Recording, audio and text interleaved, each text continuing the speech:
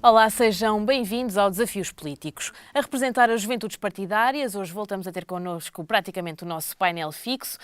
Jorge Barbosa, Olá, da Maria, Juventude Social Democrata, boa noite. José Conceiro da Costa, da Juventude Popular. E deste lado, Eduardo Barroco de Melo, da Juventude Socialista. Hoje não temos presente o representante da Juventude Comunista Portuguesa, não teve possibilidade de estar connosco. Reunimos-nos mais uma vez para discutir os temas centrais da atualidade do Estado político. Começamos o programa de hoje a falar sobre o protesto dos coletes amarelos em França. Eduardo, são manifestações em todo o território francês contra o aumento das taxas de combustível e contra a diminuição claramente, do poder de compra. É uma manifestação que está a ter claramente repercussões, não é? Sim, em primeiro lugar, eu acho que é preciso nós termos em conta aquilo que é a longa tradição francesa de manifestações deste tipo. Manifestações particularmente agressivas, particularmente violentas, e isso tem-se verificado também neste caso. Aliás, há até a lamentar a morte de uma senhora que foi atropelada porque, tanto quanto eu percebi, um grupo de manifestantes cercou um dos carros e a senhora, em pânico, tentou fugir e acabou por atropelar uma pessoa. Mas mais do que esse incidente, que apesar de tudo é um incidente muito particular, a primeira nota que eu queria deixar sobre isto e que me tem deixado relativamente perplexo é o número de casos que nós temos assistido de repressão policial agressiva em relação aos manifestantes. A França sempre teve, de facto, uma tradição muito grande de manifestação popular e isso considero que é muito positivo. Aliás, é uma das bases sólidas da democracia francesa, esse direito à manifestação e essa expressão de indignação relativamente recorrente, mas a verdade é que a polícia francesa tem respondido de uma forma que me parece excessiva em muitos casos e acho que o problema da violência policial é o principal problema destas manifestações. Sobre aquilo que é o motivo destas manifestações, considero de um modo geral que nós só conseguiremos alterar comportamentos e só conseguiremos promover, de alguma maneira, um comportamento social tendente ao desenvolvimento sustentável, se nós tornarmos as alternativas mais acessíveis para a população de um modo geral e se tornarmos mais custosas, obviamente, as alternativas habituais de energia. E isso significa que, não conhecendo eu a fundo aquilo que o Emmanuel Macron se propõe a fazer dentro do setor energético, mas percebendo a justificação para o aumento dos impostos sobre os combustíveis, nomeadamente exatamente com esse incentivo, essa dissuasão à utilização dos combustíveis fósseis, eu acho que, de um modo geral, ou por princípio, tenho que concordar com isso. Não sei, e isso não acompanho, por não acompanhar cotidianamente a política francesa, mas não consigo perceber se esta é uma preocupação genuína ou se é uma preocupação que advém apenas da necessidade de arrecadação de impostos. Independentemente disso, e independentemente daquilo que eu julgo sobre as intenções políticas do Emmanuel Macron, com o qual, obviamente, não concordo de um modo geral com aquilo que é o desenho das suas políticas, não concordo com a sua visão liberal sobre a sociedade, etc. Parece-me que, por princípio, nós teremos que concordar com isso. Agora, consigo perceber, obviamente, que se não forem dadas alternativas à população, que as pessoas se revoltarão, porque consigo perceber que há um impacto no cotidiano relevante. Ao contrário do que, por exemplo, acontece no caso português. No caso português, quando foi feito um aumento da sobretaxa sobre o imposto sobre produtos petrolíferos, isso foi feito num primeiro momento acompanhando a evolução dos preços dos combustíveis, no primeiro ano, que foi o compromisso do Governo, mas ao mesmo tempo, ao longo dos últimos tempos, e aliás o Orçamento de Estado de 2019 é prova disso, tem havido uma valorização das outras alternativas, nomeadamente a aposta no transporte público. Sem esconder com isto, obviamente, os problemas que nós temos hoje em dia com transportes públicos, especialmente com os transportes de mais longas distâncias, nomeadamente com a ferrovia.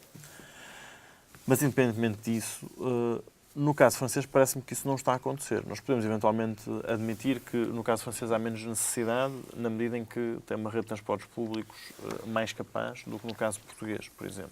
Mas não deixa de ser necessário que, ao mesmo tempo que se dá um sinal negativo do ponto de vista da procura, se dê outros sinais positivos do lado da oferta das alternativas menos poluentes. O que é que eu acho que é relevante? E eu acho que é relevante aqui também do ponto de vista da ação destes grupos de pessoas. Nós conseguimos perceber que são protestos espontâneos, que foram convocados sem ligação, quer a sindicatos, quer a partidos políticos, que é o que é relativamente comum na política francesa. E bem. Mas, apesar de tudo, há sempre um problema, em qualquer forma de protesto, há sempre um problema com os excessos. Ou seja, o objetivo de uma manifestação, o objetivo de um protesto é captar a atenção, por um lado, mas também granjear a solidariedade dos outros que sendo ou não sendo diretamente afetados por aquele protesto, se possam juntar a ele e, portanto, conquistar a opinião pública. É óbvio que nós vamos assistindo, isso acontece muito no caso português, que temos tendência a noticiar os casos de manifestações sempre do lado de quem é afetado, sem perceber que, obviamente, uma manifestação ou um protesto tem como objetivo afetar, porque se não houvesse nenhuma repercussão negativa, ou se fosse possível chamar a atenção de outra forma, não seria preciso chegar ao protesto.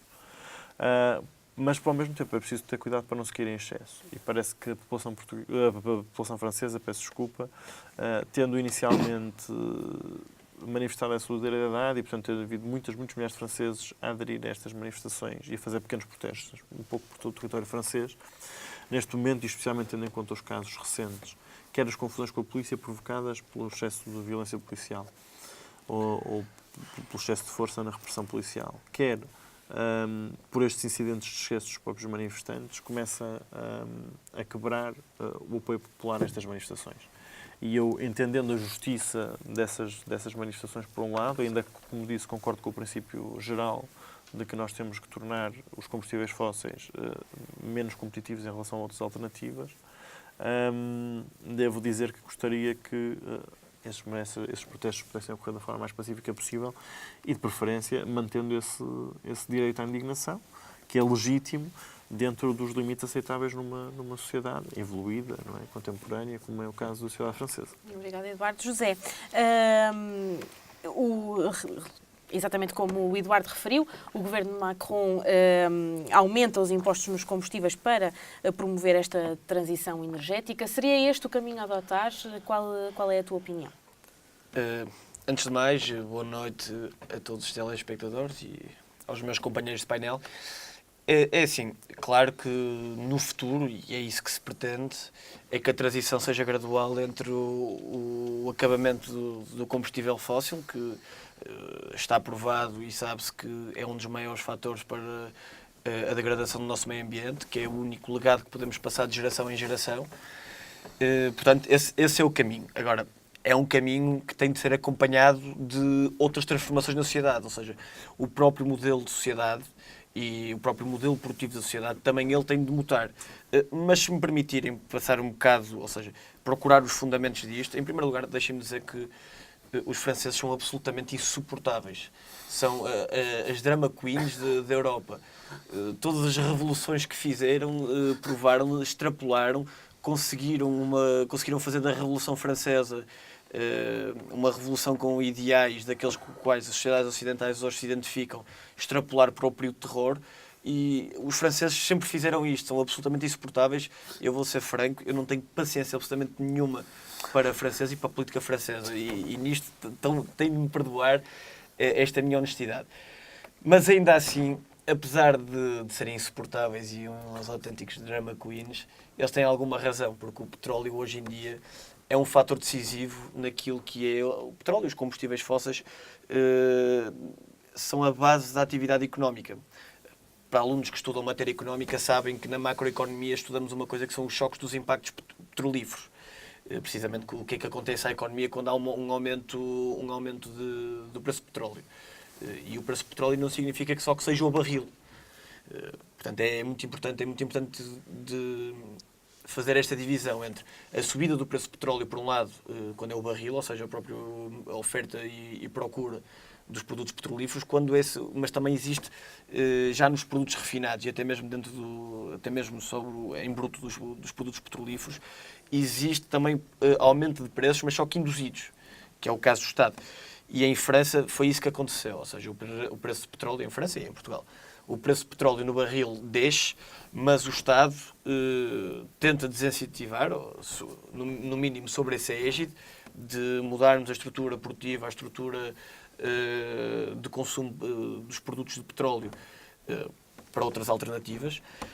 E em França aconteceu isso, e os coletes amarelos foram para a rua contra esse aumento e o agravamento fiscal sobre esses produtos. E estão a bloquear o país como forma de protesto, de formas quase bárbaras. É assim que eu os vou classificar. Uma manifestação é sempre legítima, desde que essa não extrapole, não vá para uns termos tais em que a incapacidade do país de viver se verifique. Eu lembro-me que era miúdo, em 2010 ou 2009, os motins de Paris, que incendiavam carros, partiram lojas, partiram casas. Os franceses têm muito isto. Mas a questão aqui, que é importante procurar, é qual é o impacto e qual é a correlação que podemos fazer com Portugal. Porque em política francesa, interessa-me, mas também interessa-me olhar para aquilo que é o caso nacional, que vive também, de algum modo, este agravamento fiscal e este aumento da própria carga. É assim, por um lado, temos a descida do preço do barril, que está em níveis mais baixos daqueles do que tem sido a norma dos últimos anos. Mas o preço dos combustíveis, no dia-a-dia, sobe. Ou seja, o barril é importante, o barril é quase um conceito abstrato, porque o barril é que se transforma nos combustíveis. Portanto, se a matéria-prima está com o preço mais baixo, como é que os combustíveis estão mais altos? Ou seja, aquilo que é usado para os consumidores. E a questão e a resposta a essa questão é precisamente nesse agravamento fiscal. E isto vai tornando o dia-a-dia cada vez mais difícil, porque nós temos um aumento do preço dos bens, ou seja, uma inflação generalizada dos preços dos bens, precisamente porque o petróleo está na base, e os produtos petrolíferos estão na base da estrutura social e económica, e o aumento dos combustíveis mais propriamente ditos, ou seja, de pôr o combustível no carro. E isto está a honorar as famílias, porque, apesar do governo pretender dissuadir o uso da própria viatura, está a afetar a atividade económica e, por outro lado, os transportes públicos e as alternativas ao consumo desses produtos petrolíferos não estão ainda cimentadas, não estão ainda prontas para atuar como produto principal. Portanto, eu acho que neste caso os governos estão-se a pôr um passo à frente daquilo que é a realidade social e daquilo que é a realidade económica. E neste ponto estão a ser mais revolucionários do que gradualistas. Porque a revolução pressupõe precisamente isso, ou seja, um rompimento com aquilo que era as bases do atual. Mas neste caso consideras que seriam boas medidas? Eu considero que seriam boas medidas se fossem acompanhadas com uma estrutura social que permitisse que essas medidas fossem implementadas. Eu, como é óbvio, eu quero deixar aos meus filhos, se os tiver, um mundo capaz de conseguir gerar matérias-primas com ar respirável, com água limpa. Agora, também não posso impor às às atuais gerações, essa fatura, em virtude, se calhar, das passadas gerações não terem nunca prestado atenção ao pagamento dessa mesma. Portanto, eu considero que isto tem de ser um processo gradual. Até porque, por exemplo, os carros elétricos ainda não estão à mão de todos os consumidores. Os transportes públicos ainda não é no caso português, ainda não é uma mentalidade cimentada. Temos o caso do metro, que, por um lado, já existe essa mentalidade que é urbana, é uma coisa boa andar de metro, mas os autocarros continuam a estar estereotipados para a classe pobre e para os ciganos, quase é o que se diz. Não, é o que se diz. Quem anda de autocarros é os ciganos, é as pessoas que cheiram mal, as velhas têm compras. É isto que se diz na rua. E nós somos jovens, temos de ter a capacidade de dizer o que se diz de modo desassombrado. E não existe, por outro lado, um investimento no metro. E há uma questão que é muito importante, que os governos não pensam nisto, nomeadamente o governo de Portugal. Ok, é uma medida de dissuasão de transporte, ou seja, do uso do carro particular, e atiram que existem transportes, existem autocarros, existem metros, e as cidades do interior.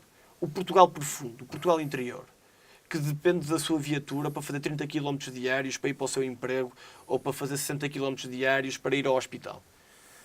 Estas questões têm de ser muito bem pensadas e muito bem trabalhadas, porque esta imposição acaba por quase criar uma desigualdade entre portugueses. E depois, isto tudo aliado, isto levado tudo ao limite, uma redução absurda, como o Eduardo gosta tanto de dizer, quase que provoca a desertificação das partes interiores do país.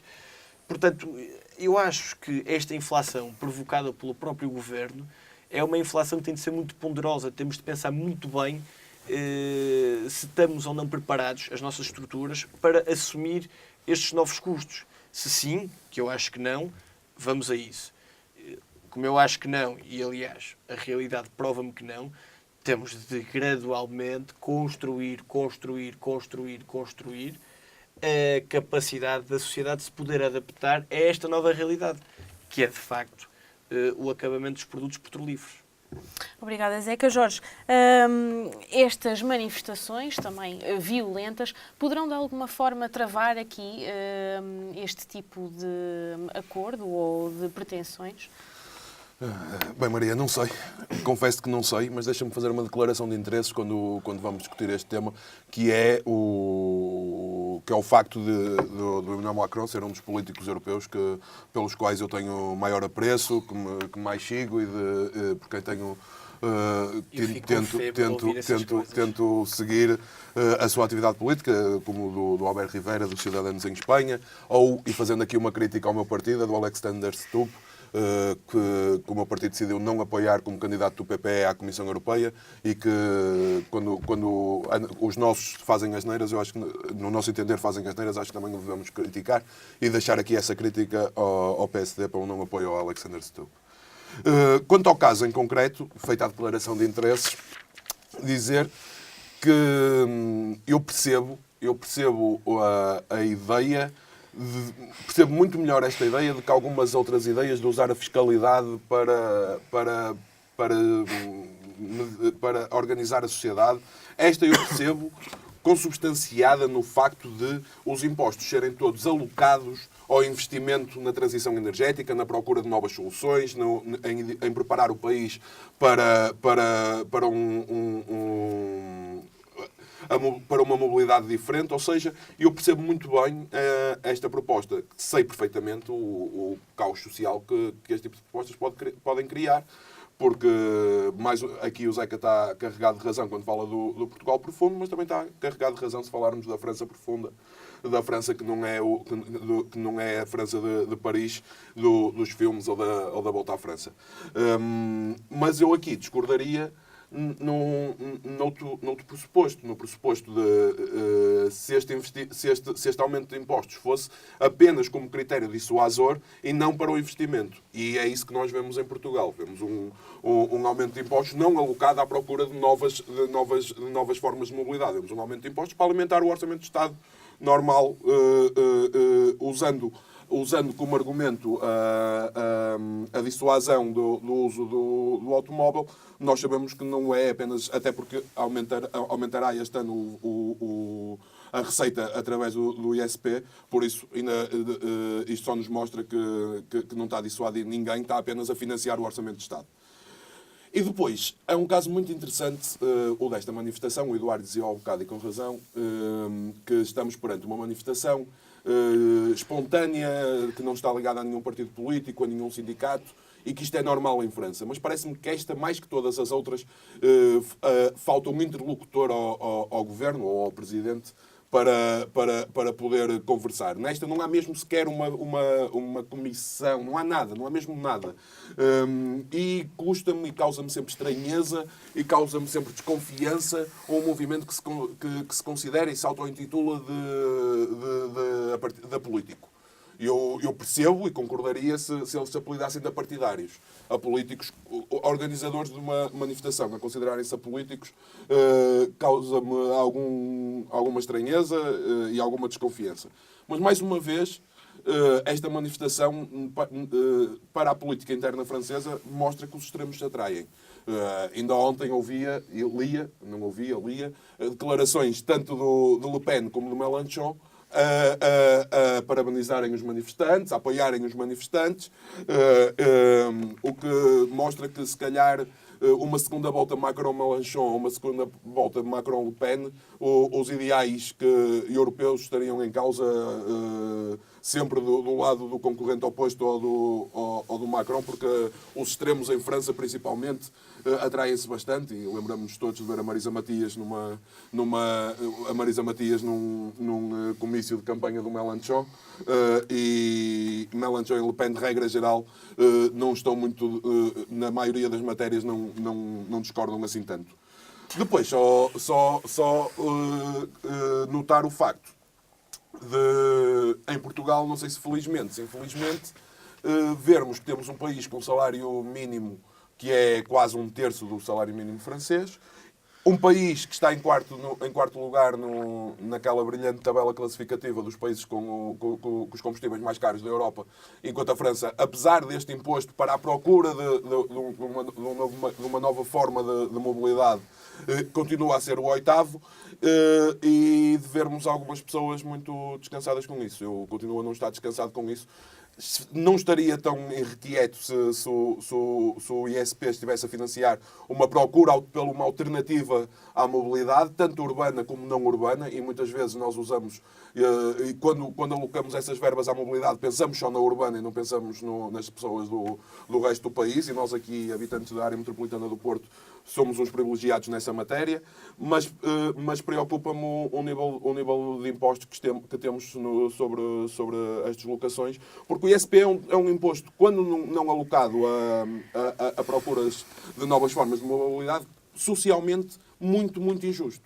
Estamos a falar de um imposto que tanto paga o funcionário que vai trabalhar de carro e que ganha o salário mínimo, como o CEO da própria empresa. Ou seja, ao contrário do IRS ou dos impostos indiretos, que são progressivos e que criam e que são justos socialmente, os impostos diretos, como é o ISP ou o IVA, são socialmente injustos, porque fazem tanto o estudante que precisa de se deslocar de carro, o porteiro ou a empregada de limpeza de qualquer empresa ou o CEO pagar exatamente o mesmo imposto. E isso preocupa-me, até porque Portugal está muito pouco preparado para a transição energética. José, não concordavas? Não, eu concordo. Estava a dizer que eram os impostos indiretos. Concordo com o Jorge no sentido em que ele diz que, de facto, são os mais injustos, e a política fiscal do Partido Socialista tem partido muito por aí. Has de me ter de perdoar, Eduardo, de bater e de batalhar uma vez mais nesta tecla, porque é verdade. Porque, por um lado, temos um governo que diz que já acabou a austeridade, mas que ainda assim mantém uma carga fiscal abusiva sobre os contribuintes. Carga fiscal abusiva é essa que é escondida, ou seja, através da tributação fiscal indireta, e ao mesmo tempo acabou a austeridade, mas só que o investimento público, que é uma bandeira que gosta muito do PS, o investimento público nestas matérias não se verifica. Quais são estas matérias? As matérias de mobilidade. Pá, tu não vês o orçamento. Tirando a medida que tens agora do programa de regularização dos preços tarifários para as áreas metropolitanas do Porto de Lisboa, mais do que está em estudo para os outros municípios, exatamente, mais do que está em estudo, porque o pacote abrange todo o território nacional. O que falta definir agora é a distribuição de verbas. Sim. Para a redução de tarifas para todos os sistemas de transporte municipal. Mas reduzir tarifas não melhora serviços. As políticas de mobilidade popular não melhora serviços.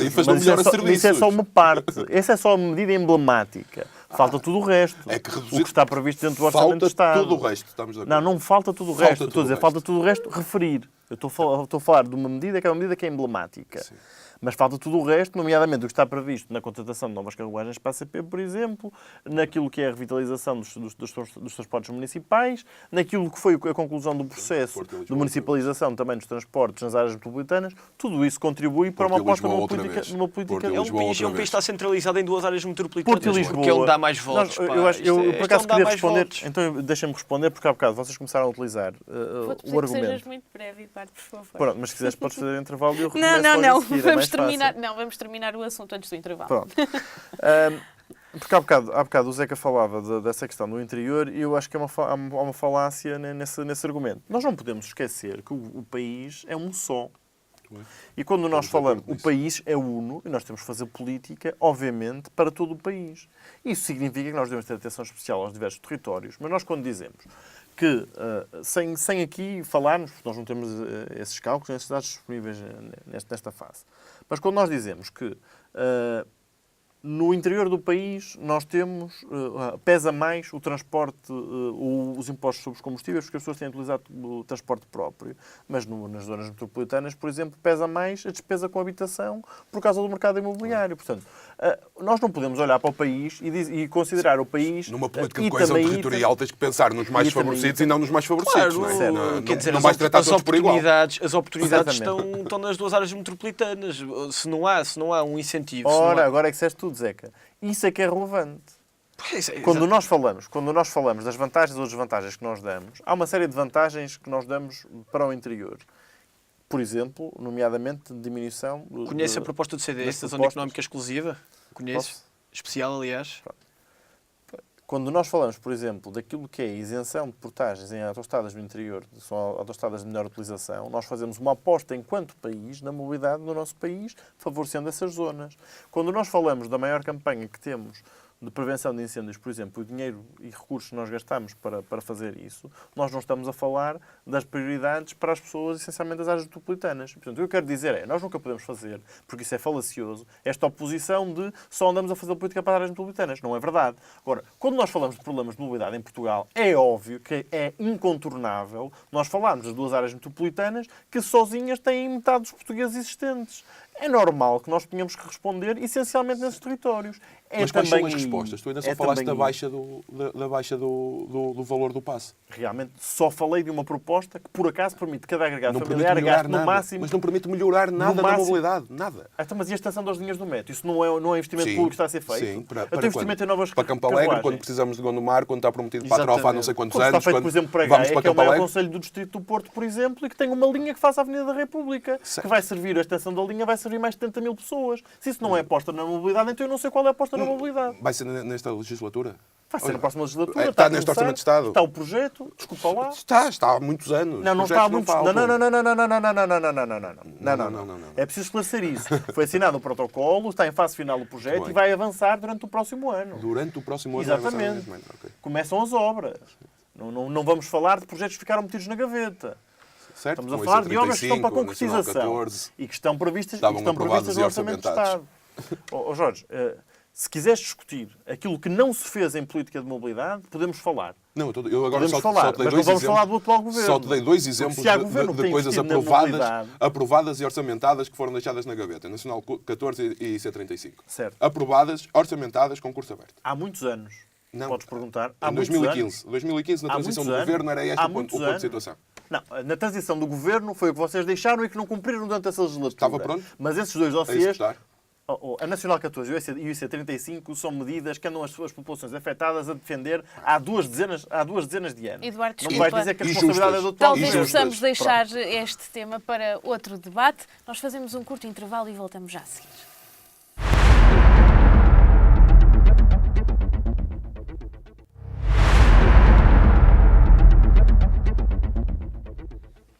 Seja de novo bem-vindo ao Desafios Políticos e abrimos esta segunda parte a falar sobre o Brexit.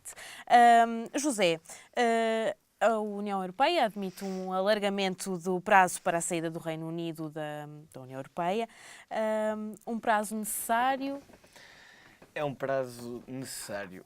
É assim, em primeiro lugar, deixem-me começar por dizer que se há um bocado disse mal dos franceses e que eles eram insuportáveis, tenho de dizer o oposto dos ingleses, que eu adoro os ingleses, adoro a política britânica, Graças a Deus não temos os cavacos silvas do franceses, que é como é o Macron, e temos gente com graça, que é isso que se quer na política. Que não sejas considerado chauvinista. Não.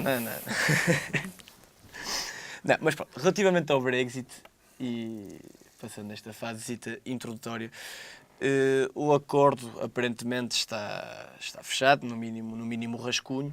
Foi aprovado em executivo da Theresa May, ou seja, o governo britânico já o aprovou em reunião, ainda que isso desse mil e uma convulsões, e o acordo, resumindo em meia dúzia de pontos, tem neste momento a Irlanda do Norte terá a circulação de pessoas e ficará no mercado único da eletricidade, ainda num regime aduaneiro diferente, é o chamado backstop.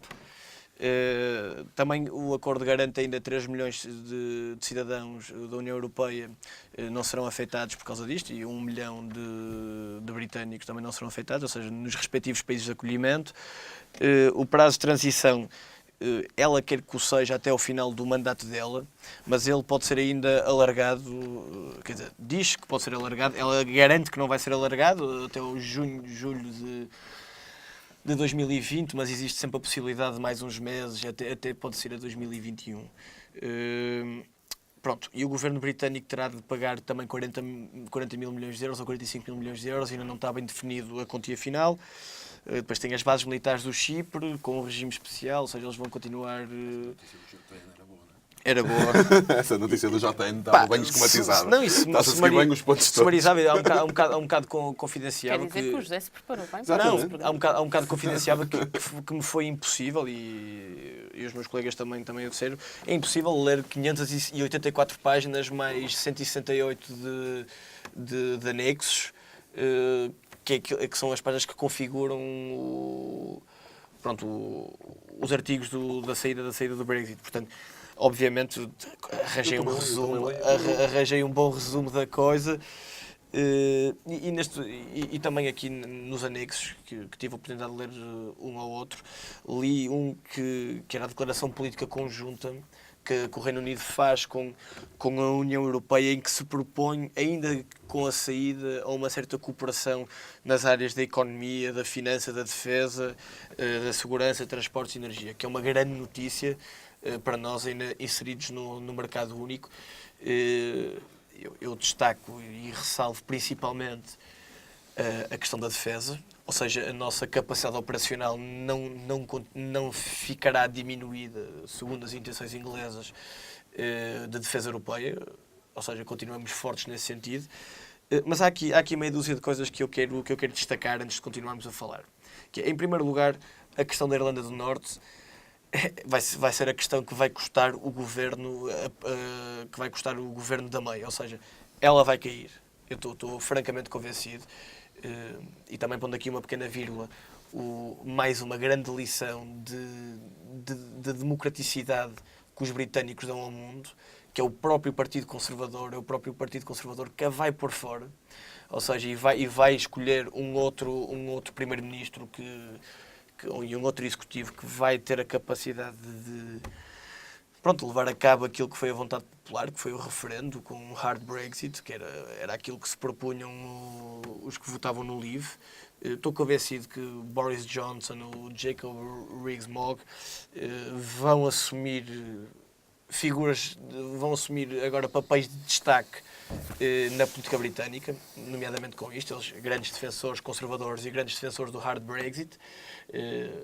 O Boris Johnson já teve um papel de destaque até neste governo. Já, o Boris teve um papel de destaque no governo, mas só que quando ele começou a perceber para onde é que iriam os enlaces da negociação, em que ia ser um soft Brexit, em que muitas das coisas iriam se manter ceteris paribus, iam se manter constantes, saiu em ruptura clara com a Theresa May. Mas pronto, em relação à Irlanda do Norte, eu acho que isto vai ser a machadada final naquele que é o governo dela. Pronto. Outra boa notícia também são os 3 milhões de europeus que vivem no Reino Unido e 1 milhão de britânicos que vivem fora do Reino Unido. Mantém aqui uma certa certeza jurídica, que é um dos valores mais importantes no mundo do direito, é conseguir construir expectativas com base em leis e em fundamentos legais que não se vão mudar. Portanto, acho que isto foi uma grande decisão, esta quase que cláusula de certeza jurídica que puseram nas famílias europeias e nas famílias britânicas, nos respectivos países de acolhimento. O prazo de transição, eu confesso que a mim como leigo e não pessoa que não consegue compreender, aliás, como qualquer um de nós desta sala, consegue compreender aquilo que é a dimensão do Brexit, parece-me muito curto. 2 anos para mudar a realidade jurídica de um país, 2 anos para mudar a realidade económica de um país, a realidade financeira, parece-me curtíssimo em 2 anos, que seria nós pensarmos que o Passos Coelho ou que o Costa tivessem a capacidade de dirigir um processo deste em 2 anos. É altamente complexo tudo isto, é altamente complexo. Portanto, eu também estou plenamente convencido que o prazo de transição vai ser ativado aquela cláusula que lhes permite a extensão do prazo. Sobre os 40 mil milhões de libras, de euros, que eles vão ter de pagar. Isto soa tanto, mas tanto a Versalhes que nem é bom. Quase que isto parece uma indemnização de guerra que Isso é cumprir os acordos assumidos. Que os britânicos... Todos os acordos assinados têm que ser cumpridos. Ponto. Isto soa a Versalhes. São 40 mil milhões de euros. Sabes o nome do mecanismo? Mecanismo que obriga ao cumprimento das obrigações anteriormente assumidas. Bem, pronto. Como qualquer pessoa de bem assume as obrigações assumidas. O mecanismo de Versalhes vestia as vestes de cumprimento de indemnização dos interesses lesados. De indemnização. Pronto, não é o peso aqui. Ninguém está a pedir uma indemnização a ninguém. Realmente cumprir obrigações. os interesses alemães na altura não tinham sido lesados. A Alemanha também não estava ela devastada pela guerra. Isto parece muito soviético. Também já na Segunda Guerra Mundial os soviéticos pediram 10 mil milhões de euros, 10 mil milhões de marcos. Pediram 10 mil milhões de marcos que depois foram pagos em géneros, que eles desmantelaram a indústria alemã toda no pós-Segunda Guerra Mundial. E é isto que a Europa está a fazer. A Europa está a dar aqui uma fatura quase que dizendo sais, mas vais sair muito mal, vais sair depauperado. Quase como para passar uma lição de o pai que dá uma sova ao filho e diz, está a ver, ele pode sair de casa, mas eu dei-lhe uma grande sova, ele está marcadíssimo, está todo magoado, nem consegue andar direito, coitado, está com as pernas todas, com os joelhos partidos, mas ele pode sair de casa. E os outros filhos vão sair de casa assim? Não. Isto é um mecanismo de dissuasão futura. Achas que é essa a intenção ou é eu não esse acho papel que isto. assume a União Europeia? Eu tenho a certeza. Aliás, ainda há 5 minutos estava a defender o princípio da estabilidade jurídica. Querer que os compromissos previamente assinados não sejam cumpridos, ou seja, confesso que não percebo. Não, eu explico-te já, porque há uma grande diferença entre aquilo que são as famílias e aquilo que são os Estados. Sim. E este mecanismo... Os Estados não têm que ser pessoas de bem, não têm que cumprir os acordos assumidos anteriormente. Os Estados, tu és a favor ou não da ONU? És a favor da ONU, acho eu. E a ONU rege pelo princípio da autodeterminação dos povos. Isto é um claro, na minha opinião... Não viola qualquer princípio da autodeterminação dos povos. Não viola. Ou seja, o povo britânico determinou-se que não queria ser mais europeu. Muito bem. Foi a decisão deles. Mas então, para tu não seres europeu, tens de pagar 45 mil milhões de libras. Eu decido que não quero ser mais teu amigo e devo-te 50 euros. Vou deixar de pagar os 50 euros só porque cortamos relações. Então, realmente... por amor de Deus, temos qualquer coisa assumida. Então porquê que a Europa não paga nada? Também vai pagar. Também vai pagar os compromissos previamente assumidos. Isto é o saldo final. Portanto, porque os países estão sempre mais em dívida, à partida mais em dívida com aquilo que senão, por essa tua lógica, Portugal, que é um país que pouco contribui para a União Europeia, era-nos altamente vantajoso sair dela. Ou seja, a União Europeia tem uns compromissos assumidos connosco através dos fundos europeus, não sei o que mais. Nós recebíamos, era dinheiro líquido, era do melhor que é, dinheiro sem trabalho. Portanto, isto para dizer o quê? Isto só há Versalhes, isto vai criar fricção, sem dúvida nenhuma. Só a indemnização de guerra, nesta guerra que foi travada diplomática entre os negociadores britânicos e os negociadores europeus, e vai ser uma chatice, porque eu estou francamente convencido que caminhamos para um clima de crispação na Europa e isto só ajuda a agudizar. E pior, ajuda a agudizar aquelas vozes que são os pro-Brexiteers que O Boris não o acho, mas já o Jacob eu acho que é um tipo já assim com alguns lives de... não é de extremista, mas de um tipo no mínimo polarizado. Já se coloca ali numa franja de uma certa direita que eu pessoalmente já nem me revejo nela. Muito bem, José. Jorge, também poderia ter feito esta pergunta ao José, mas faz-se a ti. Segundo Paulo Portas, para Portugal é preferível... Era mais indicado. Para Portugal é preferível que haja um acordo sobre o Brexit. Porquê? Em que sentido? Maria, eu estou-me a habituar a fazer isto sempre no início, mas volto à declaração de interesses. Eu sou português e sou europeu. Tu és europeu e és português. Sou ambas. Eu sou português e sou Não, europeu. eu sou Tu ambas, és sou europeu e és português. Sou português e europeu no mesmo nível de grandeza, se assim quiseres. Sou português e sou europeu. Um federalista não ponho uma acima da outra. Por isso, claro, que eu acho que o melhor que daqui pode resultar é uma boa relação União Europeia-Reino Unido, e para Portugal seria sempre positivo uma saída acordada, como seria para a União Europeia, como seria para o Reino Unido, como eu acho que seria o melhor para todos. Uma saída acordada em que as partes se entendem é sempre melhor do que um hard Brexit ou uma situação não negociada. Isto parece-me lá para Alice, não é? Mas...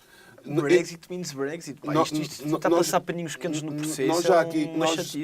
Nós já aqui discutimos... E eu tive o cuidado na altura que discutimos aqui o Brexit, de dizer que gostava que a União Europeia não usasse o Reino Unido como exemplo e que o Reino Unido não quisesse castigar a União Europeia por aquilo que, nem no entender de parte, também já tivemos essa discussão, de parte da população do Reino Unido de mal lhes fez. E eu acho que este acordo, que é quase um pré-acordo, eles chamam-lhe acordo, eu chamaria-lhe mais um pré-acordo para a elaboração do acordo, vamos de pré-acordo em pré-acordo, cumpre esses requisitos, não castiga ninguém, ao contrário do que o Zeca agora defendia, e permite levantar algumas questões. O Zeca não falou aqui da Gibraltar, que, tendo em conta as posições recentes do Pedro Sanches, podem levantar aqui alguma complicação na reunião de domingo. Mas estamos a falar de um acordo, primeiro, num divórcio em que há entendimento para manter uma relação em 6 áreas. Ou seja, o Zeca já as enumerou, na economia, na finança, na defesa, na segurança, nos transportes e na energia. Ou seja, estamos aqui perante um divórcio amistoso e não litigioso, parece-me, porque as partes chegaram a acordo daquilo que pretendem manter. Depois, adia a decisão da frente irlandesa, mas deixa plasmado no documento um princípio que me parece importante, que é o princípio de que essa decisão será feita em conjunto por todos os intervenientes. E isto, mais uma vez, mostra-me aqui uma prova que parece-me não haver a intenção de castigar ninguém. Depois, outra prova dada pelo Reino Unido e pela União Europeia de sua convivência é a criação da manutenção dos cidadãos europeus no Reino Unido, dos 3 milhões e do 1 milhão de pessoas do Reino Unido a viver na restante União Europeia. Depois, outro exemplo de uma boa prática negocial, a criação do período de transição, e apesar da Teresa May dizer que não, esse período de transição poder ser alargado se não estiver cumprido todo o que é necessário para a saída do Reino Unido. Depois, também me parece justo, sério e de pessoa de bem, volto a repetir, um mecanismo que garante o cumprimento das obrigações financeiras. Porque se as obrigações são obrigações financeiras feitas são obrigações financeiras para cumprir. Tivesse Brexit ou não, as obrigações financeiras estavam contratualizadas, estavam contratadas, têm que ser cumpridas. Parece-me um princípio básico dessa convivência entre Estados, entre pessoas, entre empresas. Obrigações cumpridas ou obrigações... Quando o objeto negocial daquilo que são a base das obrigações, ou seja, do que fundamenta as obrigações, desaparece. Vai desaparecer, mas são obrigações que neste caso é a União Europeia, a obrigação em si... Vai desaparecer, claro. O mecanismo é para salvaguardar obrigações já vencidas. É o básico. São obrigações O já Código vencidas. Civil prevê isto. O nosso Código Zeca, Civil... são obrigações já vencidas. Não são obrigações por vencer, são obrigações já vencidas. Têm que ser cumpridas. As questões... Não, a questão é essa. Não. Não é só daquilo que se passou. É para o futuro também. Enquanto não houver também. Brexit, claro. Todas as obrigações contratualizadas, isto parece-me volto a repetir lá para a Alice, obrigações contratualizadas, obrigações que têm que ser cumpridas. Não me parece-me essa convivência entre Estados. Depois, protocolo para o Estatuto das Bases Militares no Chipre. É das coisas que me levanta alguma confusão, mas o Chipre é um Estado muito particular, que eu acho que temos todos que olhar com particular atenção para muito do que se passa no Chipre. Para terminar, uma palavra para a Theresa May, que me parece-me importante tê-la. Estamos a falar de uma pessoa europeísta que não acreditava no Brexit e mesmo assim teve a grandeza de espírito de liderar esse processo em nome da população que assim o decidiu. Parece-me uma lição de democracia que a Theresa May dá ao mundo, sabendo que nem sempre aquilo que nós defendemos é a vontade da população e o que tem que ser cumprido é a vontade da população, e negociou um acordo para o Brexit sem concordar com o Brexit em si. E concluir dizendo que espero, vou terminar exatamente da mesma maneira que terminei a primeira vez que aqui falámos do assunto, que continue essa convivência e que a Europa não queira fazer do Reino Unido um exemplo e que o Reino Unido não queira castigar a Europa por nada, que essa convivência entre povos e Estados continue. Muito bem. Eduardo, relativamente ao caso de Gibraltar, Espanha já se manifestou e que poderá votar contra. Que implicações terá este voto?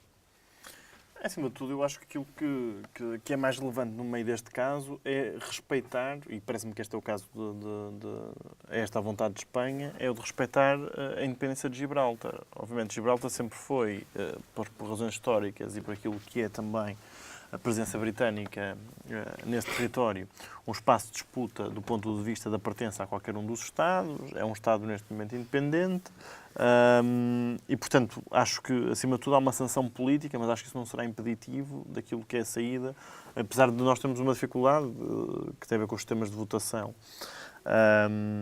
E, portanto, no limite, acho que Espanha não votará contra, porque eu acho que o Reino Unido irá ceder e, portanto, haverá qualquer acordo não incluirá Gibraltar e, portanto, os tratados comerciais com Gibraltar não serão incluídos dentro deste acordo e serão negociados à parte. Acho que no limite isso não acontecerá, mas acho que é importante que Espanha utilize essa possibilidade, não é, de fazer depender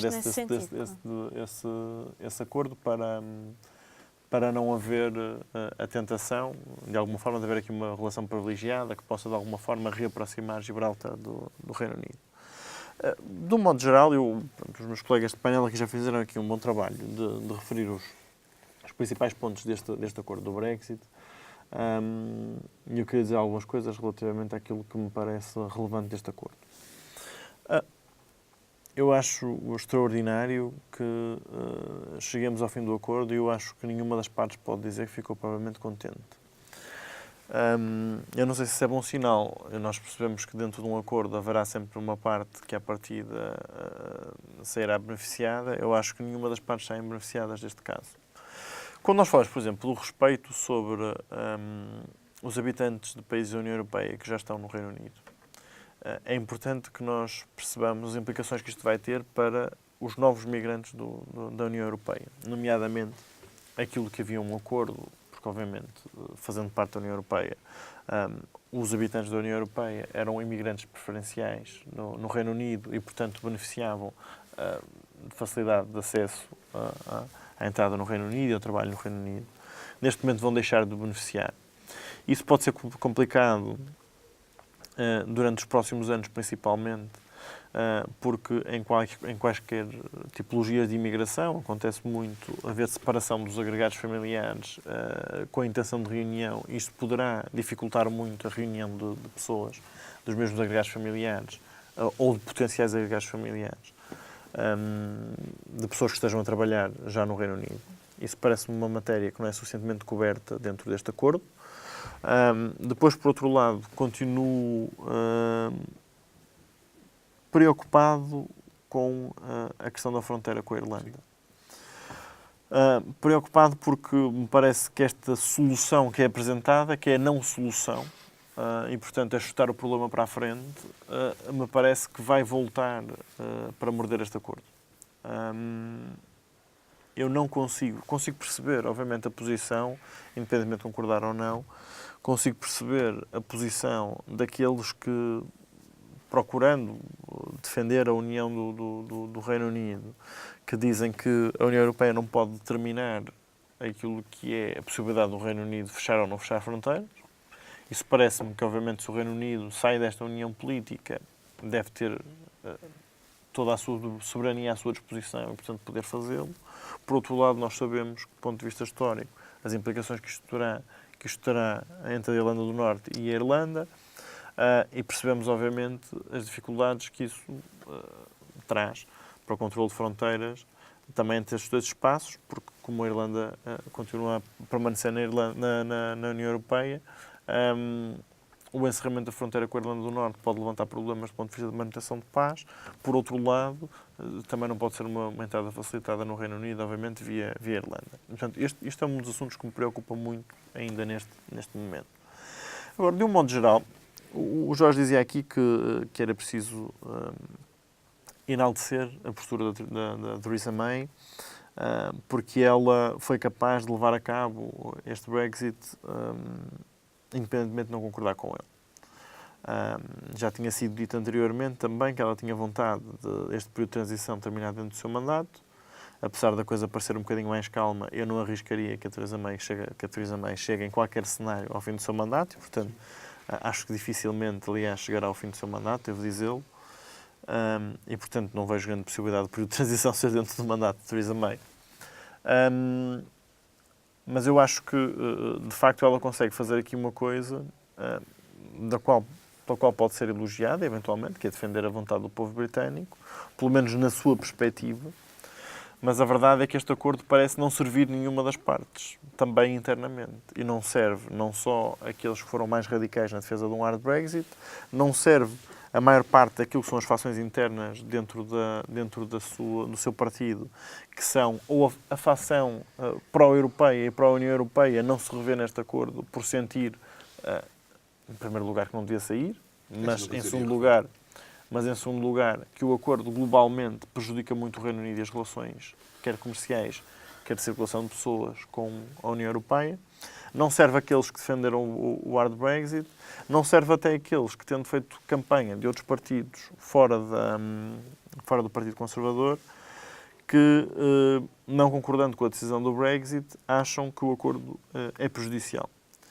E, portanto, eu acho que nós estamos neste momento no caso em que temos um acordo que, entre a União Europeia e Reino Unido, nenhuma das partes se revê, e dentro do Reino Unido também nenhuma das partes se revê. E, portanto, aquilo que me parece é que eu consigo compreender o receio da Theresa May de não levar a cabo solução nenhuma e, portanto, dizer nós temos um tempo no qual temos que parar de negociar e efetivar um acordo. E parece-me que essa é a sua tábua de salvação política.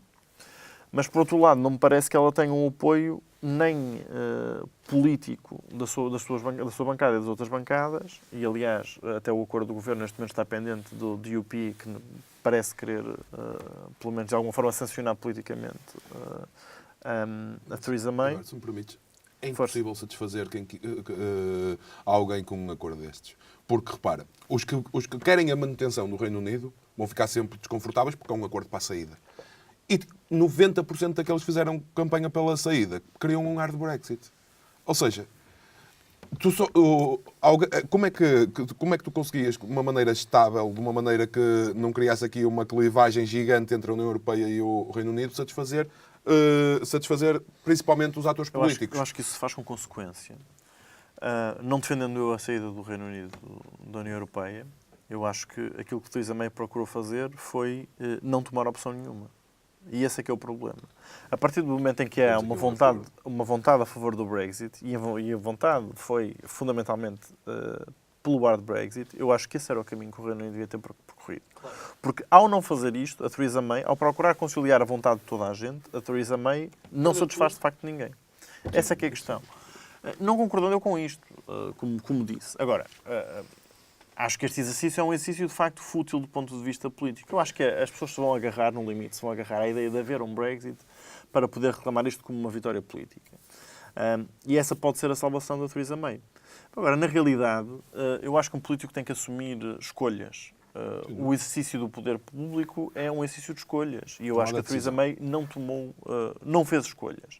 Acho que procurou satisfazer a União Europeia. Eu acho que a Theresa May, no fundo, tem consciência daquilo que significa a saída da União Europeia. Eu acho que essa é a questão fundamental.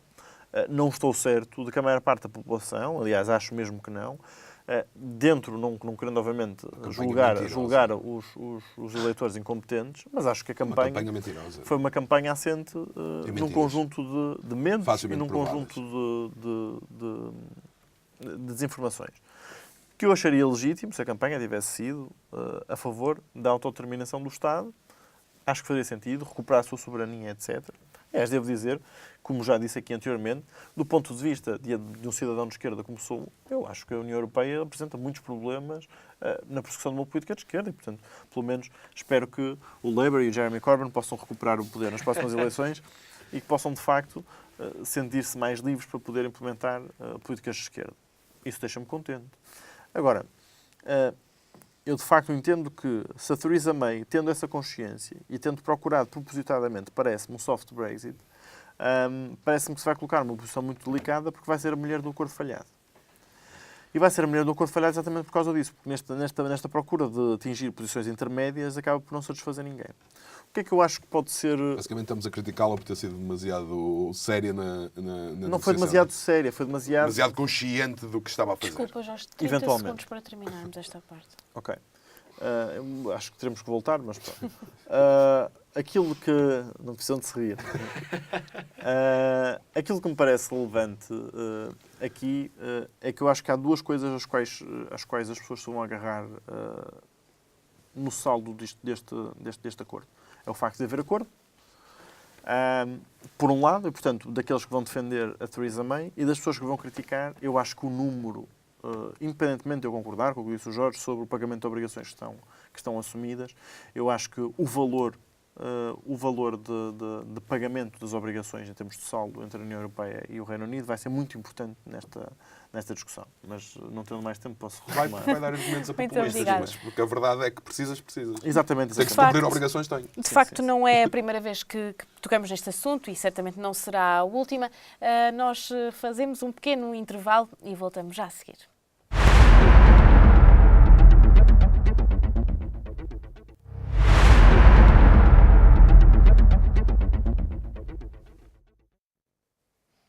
Seja de novo bem-vindo ao Desafios Políticos e começamos esta terceira parte a falar sobre a prostituição em Portugal. Jorge, o PCP quer um retrato da prostituição em Lisboa. Saber quem são, a idade, de onde vêm, são algumas das perguntas que o partido quer ver respondidas. Além dos espaços, obviamente, da cidade onde é praticada esta atividade. É um trabalho fundamental. Não, acho que não.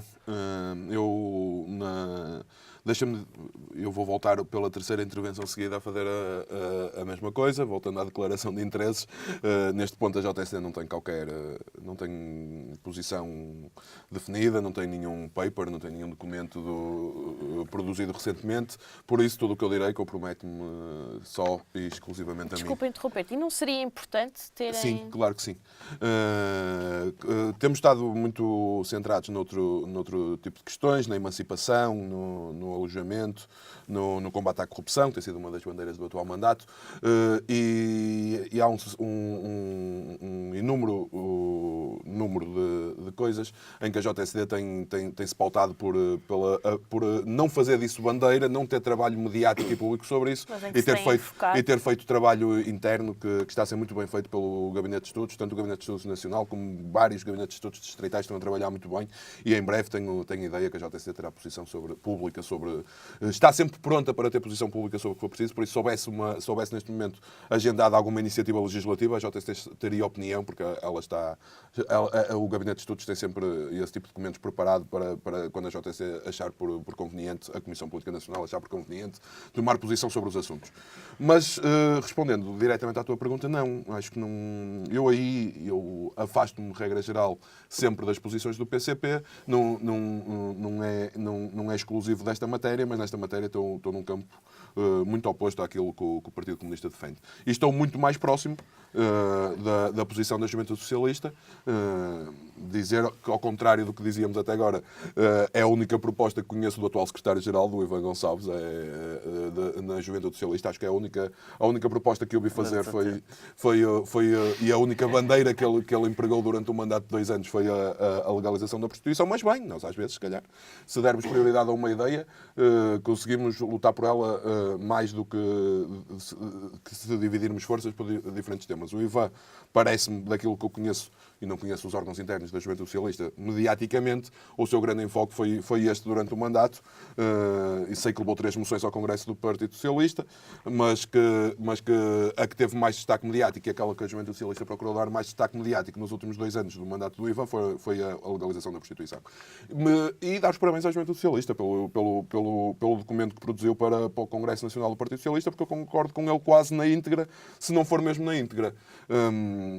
E a prostituição é um tema que temos de ter algum cuidado quando fazemos a discussão, porque muitas vezes estamos no limiar da dignidade humana, porque temos de ter aqui um cuidado muito grande e temos de ter aqui uma atenção redobrada, porque eu sou a favor da legalização da prostituição nos casos em que seja que o pressuposto seja a liberdade da pessoa de fazer da prostituição trabalho e não a necessidade da pessoa em fazer da prostituição trabalho. Tenho assumido sempre aqui.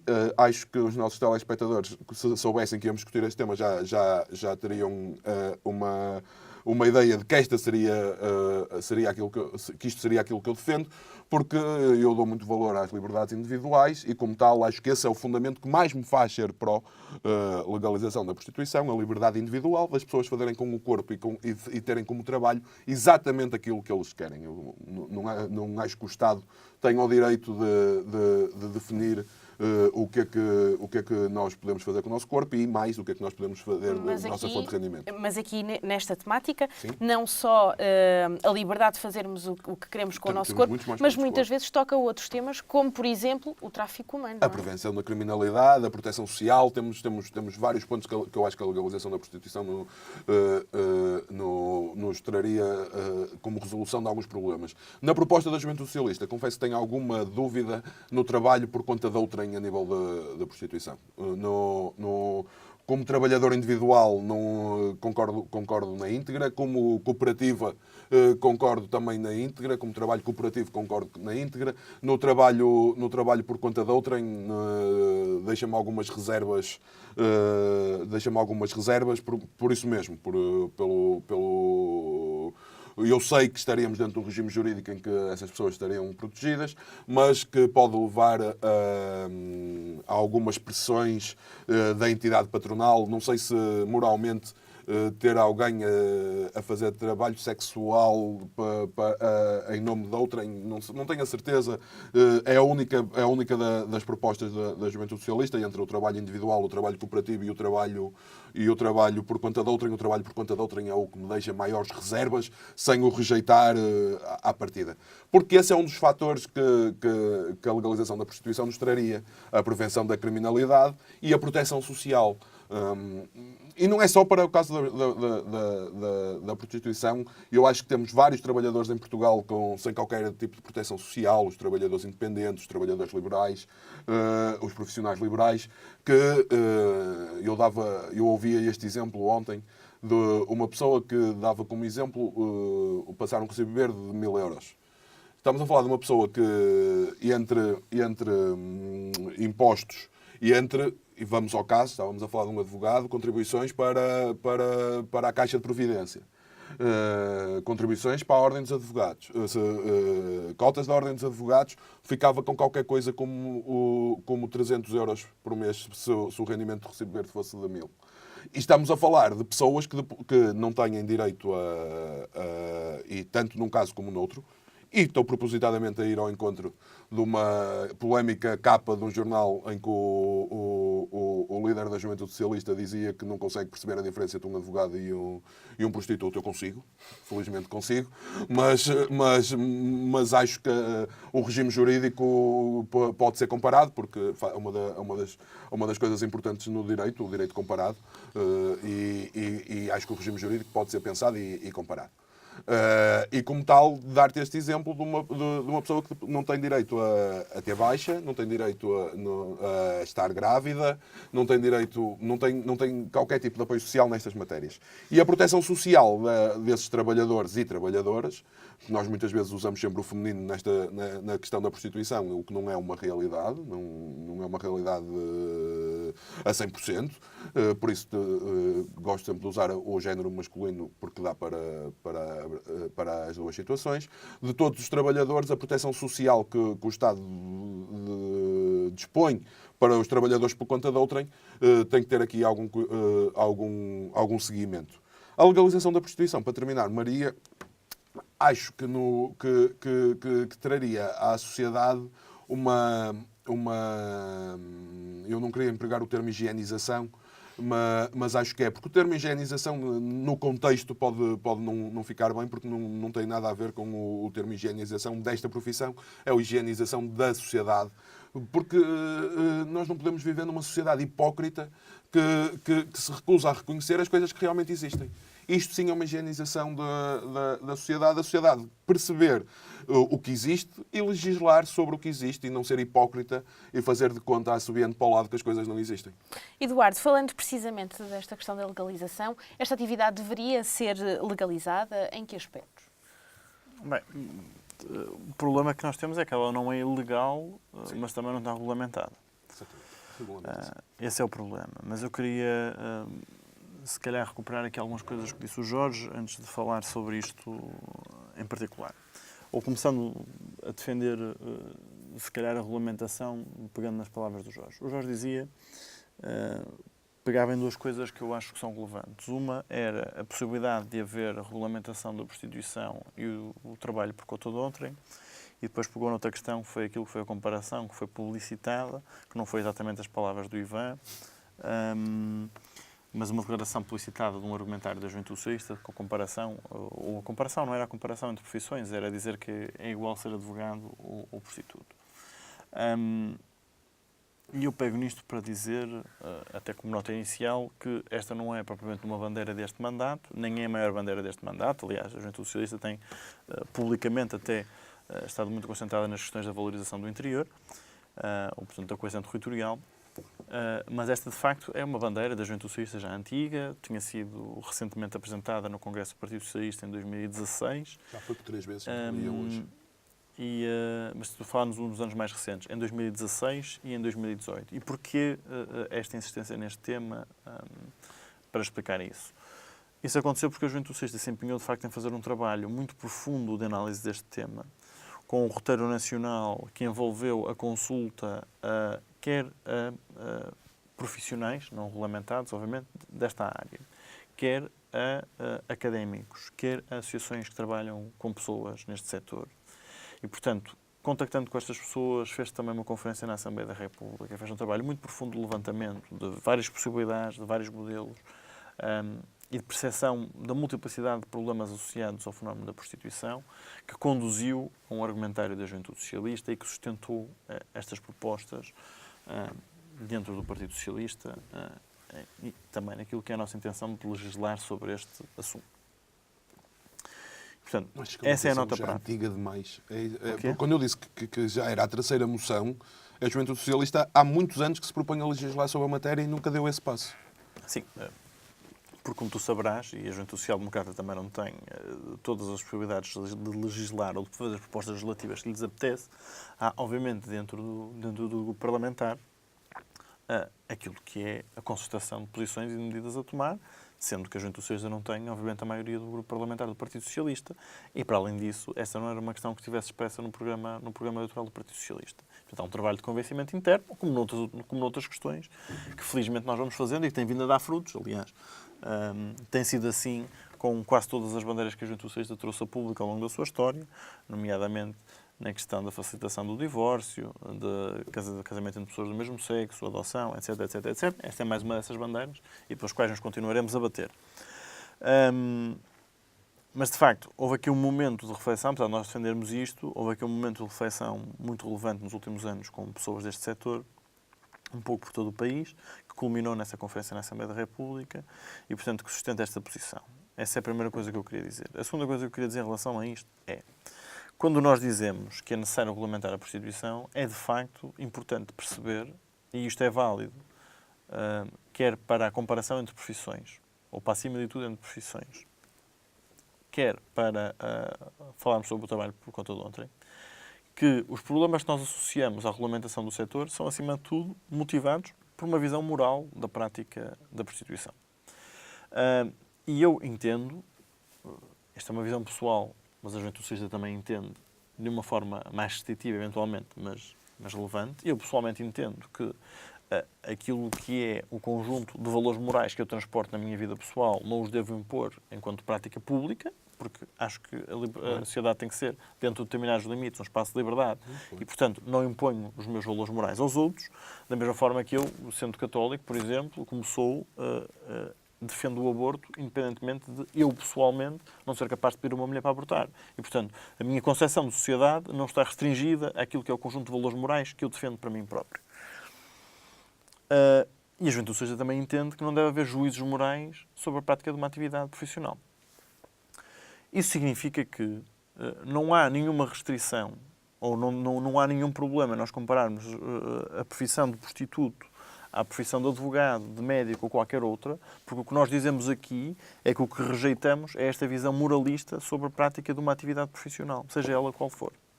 É óbvio que não é a mesma coisa ser advogado e ser prostituto, como não é a mesma coisa ser advogado e ser engenheiro civil. O tipo de profissão é diferente, o exercício da profissão é diferente, envolve condições diferentes, tudo isso. Mas a verdade é que, partindo desta posição amoralista, nós devemos entender que, de facto, não há razão nenhuma para não haver regulamentação. Aliás, se nós pegarmos no caso do trabalho por conta de outrem, percebendo que há, e esse é um argumento das pessoas que não defendem a regulamentação da prostituição, percebendo que pode haver problemas de exploração sexual, isso não é diferente de todos os outros problemas de exploração laboral em todos os outros setores de atividade, quer seja do ponto de vista das condições de trabalho, quer seja do abuso sobre as pessoas, abuso do ponto de vista até da coerção.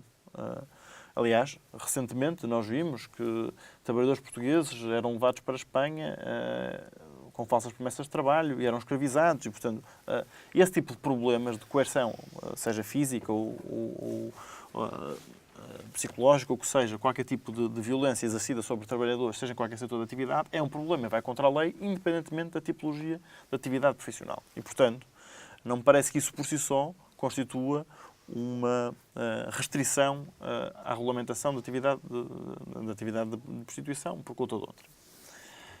A Juventude Socialista foi defendendo ao longo do tempo, e nessa proposta muito em concreto, que há um conjunto de argumentos principais para regulamentar a prostituição. Há uma preocupação, em primeiro lugar, com aquilo que é a liberdade individual de exercício de profissão. E quando nós dizemos que as pessoas podem, eventualmente, ser levadas a prostituir-se por dificuldades económicas ou dificuldades sociais, isso não é diferente do conjunto de escolhas que motiva a participação noutras atividades económicas. Há uma preocupação, obviamente, com a proteção social, com o facto de, neste momento, nós estarmos num limbo legal em que é permitido, mas não sendo regulamentado, as pessoas não descontam para um sistema não descontam para um sistema de pensões, neste caso para o sistema da segurança social, não têm direito à proteção por causa de baixa médica, não têm direito todo o conjunto de direitos estão associados a um contrato de trabalho ou à atividade por conta própria. Sendo que, obviamente, e sabemos isso da prática, há pessoas que, exercendo a prática da prostituição, enquanto atividade profissional, acabam por utilizar os recibos verdes de forma a contornar a lei para, pelo menos, ser garantido alguma proteção mínima. Mas não há razão nenhuma para não se fazer isto enquadrado dentro da lei. Há também, obviamente, outras dimensões muito relevantes. Uma das dimensões relevantes é a dimensão da saúde pública, sendo que este é um grupo de atividade de risco, quer para os clientes, quer para os praticantes da atividade profissional, e, portanto, é importante que nós possamos, regulamentando, definir também práticas que permitam salvaguardar a saúde pública e a saúde particular de cada uma das pessoas envolvidas neste tipo de atividade. O facto de haver uma regulamentação da atividade de prostituição também permite que, sendo isto feito de forma legal e às claras na sociedade, prevenir os fenómenos de violência e os fenómenos de criminalidade associados à prática da prostituição hoje em dia, nomeadamente combatendo aquilo que são as redes de tráfico de pessoas. E, portanto, essa é a melhor maneira que nós temos de poder combater estes fenómenos e não acantonando-os e fazendo de conta que eles não estão presentes nas sociedades. E, portanto, este conjunto de argumentos parece-me fundamental e parece-me para qualquer pessoa de bem, será fácil de compreender o porquê de ser necessário regulamentar a prostituição. Eu acho que, mais uma vez, o problema que nós temos aqui é uma perspectiva moral sobre a utilização do corpo e sobre a utilização da prostituição como meio de subsistência. E eu aqui, obviamente, podendo enquadrar que há um conjunto muito diversificado de motivações para alguém praticar a prostituição, parece-me que se nós regulamentarmos, ajudarmos a combater os fenómenos de criminalidade associados e garantirmos proteção da saúde pública, eu acho que, principalmente nestes 3 grandes pilares, nós permitiremos que quem enverede por esta via profissional não o faça de forma coercida, nem o faça de uma forma que seja, no fundo, uma escapatória por não ter outra possibilidade, mas que o faça, acima de tudo, exercendo a sua liberdade, pensa ser qualquer tipo de profissão que bem entenda numa sociedade e, portanto, que possa garantir o seu meio de subsistência dessa forma. José, abolir ou legalizar esta atividade?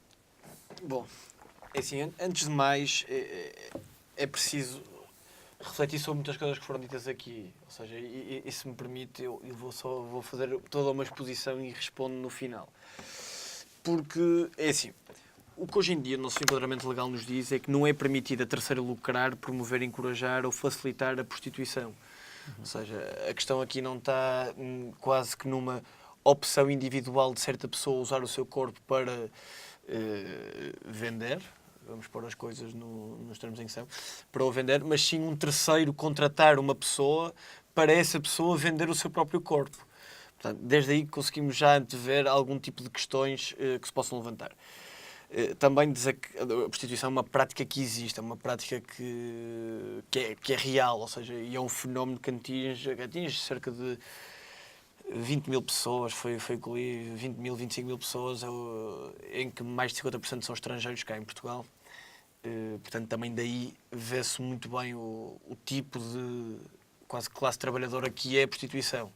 Pessoas que estão à partida menos protegidas, que vêm à procura de novas oportunidades. Isso.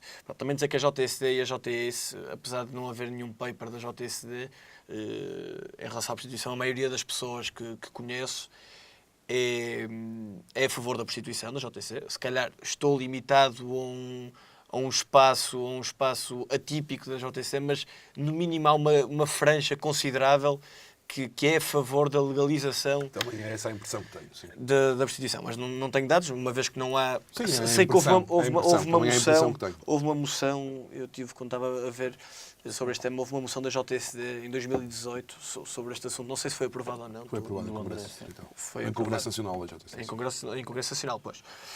Bom, dizer também, só por aqui uma vírgula muito rápida, de que se por um lado, nos impostos no ISP, o argumento é dissuadir práticas que são à partida condenáveis porque estão a prejudicar o meio ambiente, mas por outro lado, na prostituição é respeitar as liberdades individuais, parece-me a mim algum tipo de contrassenso, ou seja, as liberdades individuais também está no uso do combustível fóssil ou não. com a fatura que se pode pagar ou não para o futuro. Cabe no bom senso das pessoas. Mas qual é a fatura que tu pagas pela legalização ou pela regulamentação da prostituição? Calma, já lá vou. E é assim, o Eduardo referia do que está subjacente ao tema da prostituição é precisamente quase que uma moralidade intrínseca que existe nas relações. E o negócio do sexo, quer queiramos, quer não, é tendencialmente amoral. Das duas, uma. Ou definimos uma sociedade, a sociedade tem moralidade ou não, ou não. Ou seja, estas são as duas opções. No fundo, eu pergunto se em Portugal se continua a ser um assunto tabu ou se estamos preparados para eu acho que realidade. Estamos preparados para a debater e para a combater. Eu passo a explicar. Porque assim, a prostituição é, como se costuma dizer, é a profissão mais antiga do mundo. Existe desde que existe humanidade. E ainda assim, em todas as formas de sociedade que fomos conhecendo e fomos vivendo, independentemente das religiões, independentemente de todo tipo de credos e de crenças que se possam existir, a prostituição era considerada, era mal vista, amoral pelo seu corpo social. Portanto, nós daqui podemos retirar quase com um conceito de universalidade esta temática, ou seja, durante a história, durante os milénios que vivemos e em todas as formas de sociedade que conhecemos, no futuro é só futurologia, portanto não podemos prevê-lo, a prostituição foi considerada amoral. Ou seja, não era a moralidade da sociedade. A venda do corpo era uma coisa que em si não é correta. À maioria da população não parecia ela correta.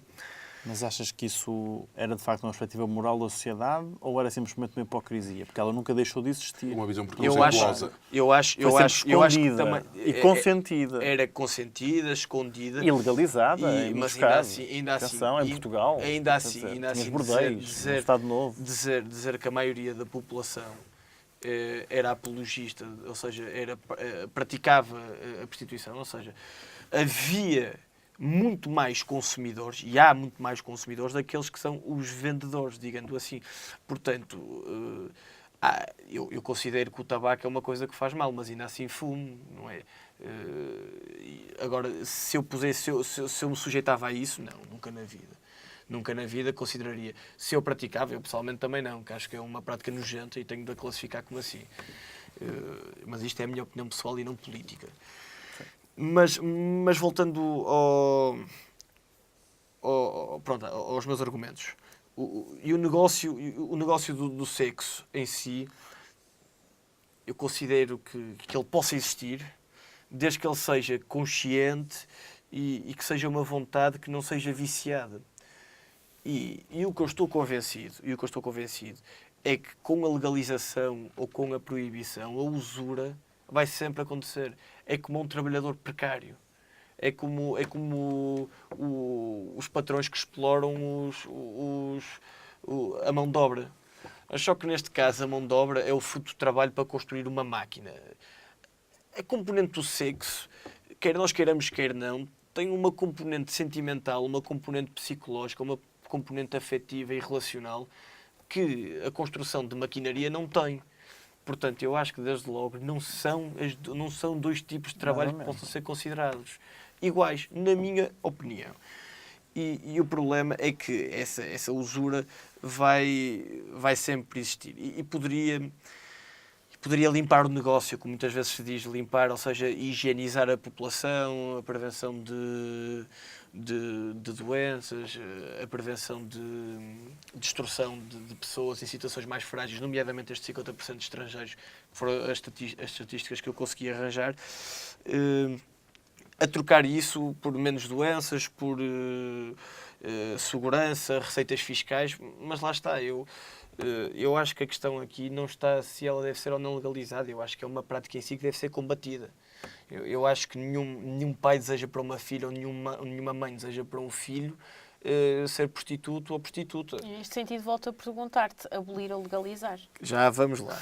Mas se nós fôssemos pela vontade dos nossos pais, éramos todos médicos ou advogados. Médicos ou advogados, certo. Mas só que a prostituição está associada a um alto índice de necessidade. Ou seja, tu escolhes muitas vezes os caminhos o caminho da prostituição devido à necessidade. Eu acredito... Mas tu achas que uma pessoa trabalha com um contrato precário, por exemplo, sem ser por uma questão de necessidade? Ou achas que alguém vai limpar casas de banho no McDonald's sem ser por necessidade? Ou seja, o que é que diferencia as necessidades dessas pessoas com outros tipos de profissões em situações absolutamente precárias? Precisamente pela uma componente que o sexo, comparar o sexo a limpar um quarto de banho, é altamente redutor. Porquê? Olha, ponto número 1, porque qualquer pessoa que visse, por exemplo, sexo em público, o sexo não é que seja tabu, mas é uma componente pessoal, tu não podes dispor do Ninguém está a sexo. pedir que a prostituição seja regulamentada para ser televisionada nas ruas das cidades. Mas estava-te a dizer que existe uma componente de estranheza inata ao homem em relação ao sexo. E de como ele deve ser ou não recatado. Há uma componente de hipocrisia associada, isso é verdade. Lá está, tu achas que se calhar é hipocrisia. Eu acho que não. Eu acho que hipócritas são aqueles que defendem e consomem. É como as drogas. Somos contra as drogas, mas também consumimos drogas. Se bem que aí o assunto é completamente diferente. Agora, José, desculpa. Nós vamos voltar à temática, temos que fazer um breve intervalo e eu vou voltar a fazer esta resposta, pergunta. Que estou quase a chegar lá. Nós voltamos dentro de breves instantes.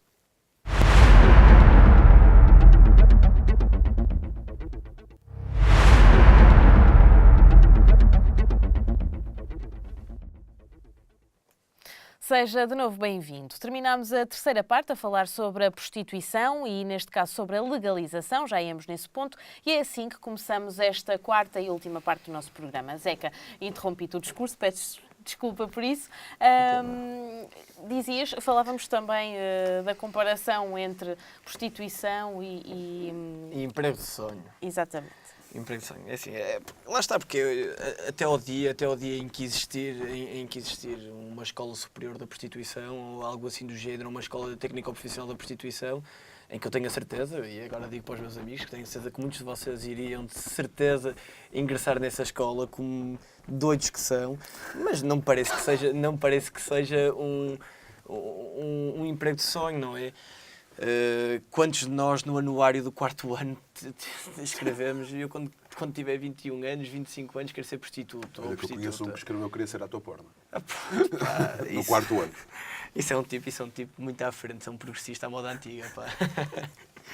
Não, mas agora voltando ao assunto. Mas voltamos à mesma questão, quer dizer, também não escreveste no quarto ano que queres ser caixa de supermercado, quer dizer, isso é... A vida leva-te a fazer escolhas, não é por aí? Certo, eu percebo exatamente esse argumento. A maior parte das profissões não são profissões de sonho. E aceito, e até te digo, pá, que a minha opinião pessoal em relação ao assunto fora do partido é que eu sou, e agora respondendo aqui, eu sou a favor da legalização da prostituição da pessoa, ou seja, individualmente, ou seja, enquanto profissão liberal. Agora, por conta de outrem, a sociedade de prostituição quase... E cooperativa também. Como podemos pensar na sociedade, numa sociedade de advogados, a sociedade de prostituição é uma coisa que não só me mete impressão, pessoalmente, como acho que é moral alguém mandar outrem a fazer esse tipo de práticas. Quer dizer, e a resposta que final a este problema é sempre o combate a esta prática, ou seja, é uma prática que em si eu não vejo nada de desejável e de útil para a sociedade, até porque há imensos estudos que estão provados, quer dizer, provados, o passo pleonasmo com o estudo é uma prova de algo, de que como o sexo tem esta componente sentimental, esta componente afetiva, esta componente de relação humana, quando as pessoas o fazem, não é necessariamente sendo coagidas, mas no mínimo contra a vontade verdadeira, acaba-se por criar uma situação de mais fragilidade psicológica, fragilidade sentimental, que não é de todo esse tipo de fragilidades que eu quero ou que vou tentar incutir às pessoas do nosso corpo social. Portanto, e isto é uma grande diferença entre a juventude popular, que também não tem nenhum paper em relação à prostituição, com a juventude socialista e a juventude social-democrata.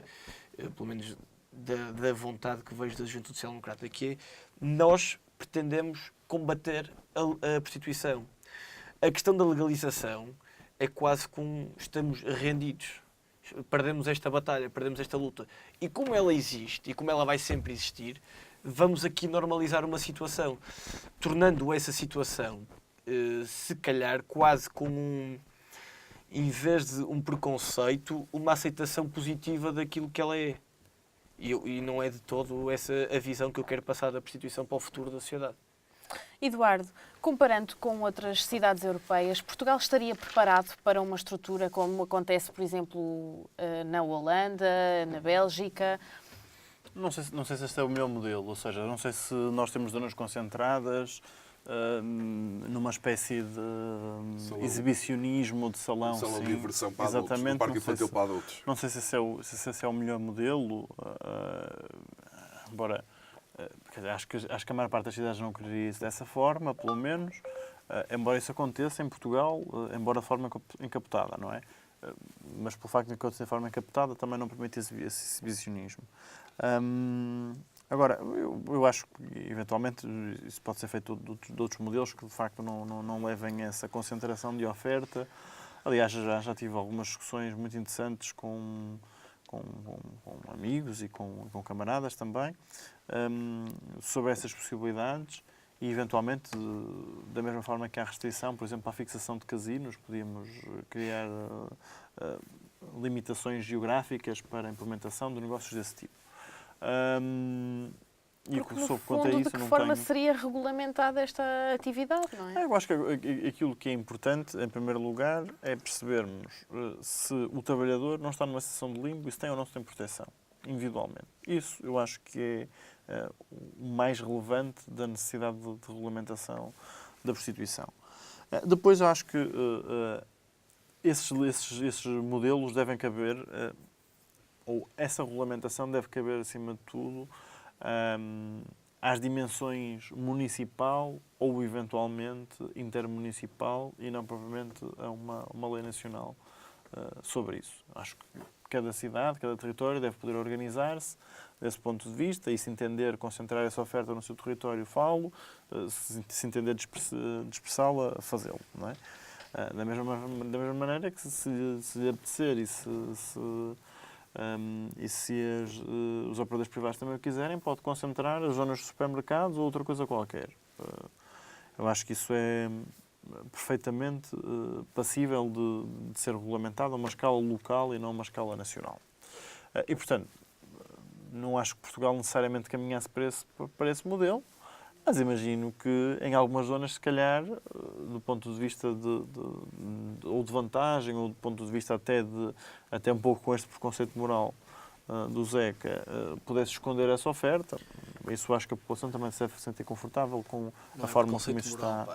É a extração de uma moralidade quase que permanente que existiu. Sim, mas eu relativamente a isso... O preconceito é uma extração da história. Eu acho que a história, desse ponto de vista, é relativamente cíclica. Pegando nesta questão, que era uma questão que eu queria rebater. Esta questão da moral e esta visão sobre o sexo, quer dizer, as sociedades, em diversos momentos históricos, já tiveram diversas concepções e diversos entendimentos sobre a moral em torno do sexo nas mais diversas vertentes. O julgamento que as sociedades foram tendo relativamente, por exemplo, à relação entre pessoas do mesmo sexo, ou a perspectiva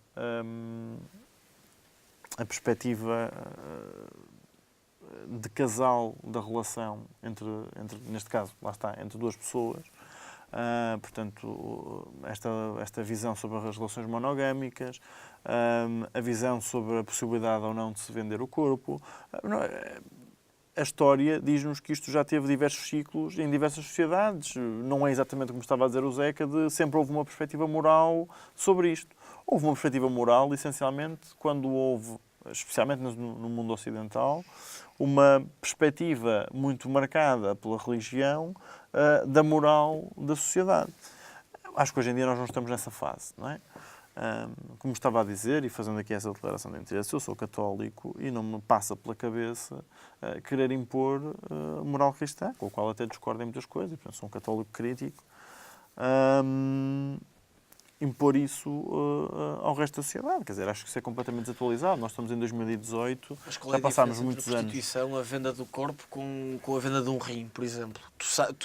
Tecnicamente não há diferença. Há uma diferença fundamental, que é o facto de eu não prejudicar a minha saúde. Mas prejudicas prostituição. a tua saúde psicológica. Pá. Mas eu vou chegar a esse ponto. Eu vou chegar a esse argumento que eu acho que é um argumento interessante. Mas estava a dizer ainda sobre o domínio da moralidade, que eu acho que isto é muito relevante. Portanto, aquilo que me parece é quando nós falamos de liberdades individuais e sobre a necessidade das sociedades terem uma moral, eu concordo em parte com o que diz o Zeca. Ou seja, as sociedades não se regem sem uma moral. Mas essa moral serve fundamentalmente para nós regermos relações interpessoais, para haver regras mínimas de convivência numa comunidade. Da mesma maneira que, por exemplo, nós consideramos que é imoral roubar, apropriar-se de propriedade privada de outra pessoa. E, portanto... Porque consideramos moral existir propriedade privada. Consideramos isso, exatamente, mas consideramos isso com base numa outra premissa, que é a premissa de que eu posso, explorando um pedaço de terra, levando isto ao extremo das discussões iniciais de economia sobre os primeiros fatores de produção, eu, explorando um determinado pedaço de terra, produzo um benefício social para o resto da comunidade que é superior ao de ser toda a comunidade pública. E, portanto, essa moral está associada a uma outra filosofia que é um racional de maximização económica e de benefício social da exploração económica. E, portanto, eu acho que as sociedades têm que ter moral. Agora, a moral é essencialmente uma moral coletiva, não é uma moral individual. Quando nós passamos da imposição de uma moral sobre a atuação individual ou sobre a atuação entre pessoas que não afeta o grupo social ou a comunidade, aí já passamos de uma posição de moral da sociedade para uma posição moralista. E essa é que é uma diferença que eu acho muito relevante de ser feita aqui. As sociedades devem ter moral, não devem ser moralistas. São coisas distintas. E, portanto, como eu estava a dizer, eu não julgo as outras pessoas pelos seus comportamentos. Da mesma maneira que, como eu estava a dizer, o Zeca dizia há bocado que achava que não era capaz de ser cliente de um serviço de prostituição. Eu também acho o mesmo. Tenho a certeza. Eu também acho o mesmo, não é? Também tenho essa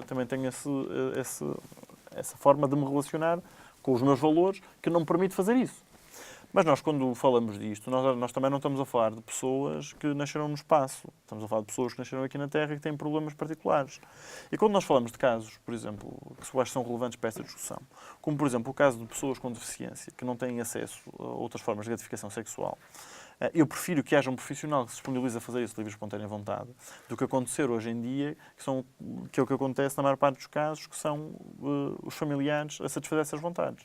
E, portanto, eu acho que nós precisamos de compreender que este assunto é um assunto muito mais complexo, claro, e com muito mais variáveis do que simplesmente nós tentarmos reduzir isto a uma moral que se aplica a tudo. Relativamente à questão da violência psicológica, eu acho que é importante termos atenção a isso.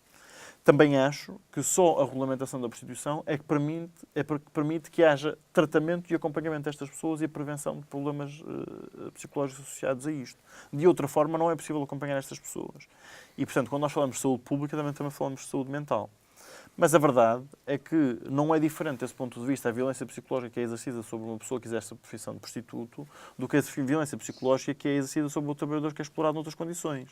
Quando nós falamos, por exemplo, daquilo que são os danos para a saúde, não só física, mas mental, por exemplo, de um mineiro, ou no exercício de funções repetitivas, ou no exercício de funções com baixo desafio do ponto de vista intelectual, profissões físicas, nós também temos esse problema e eu não vejo o Zeca preocupado com esse tipo de profissões.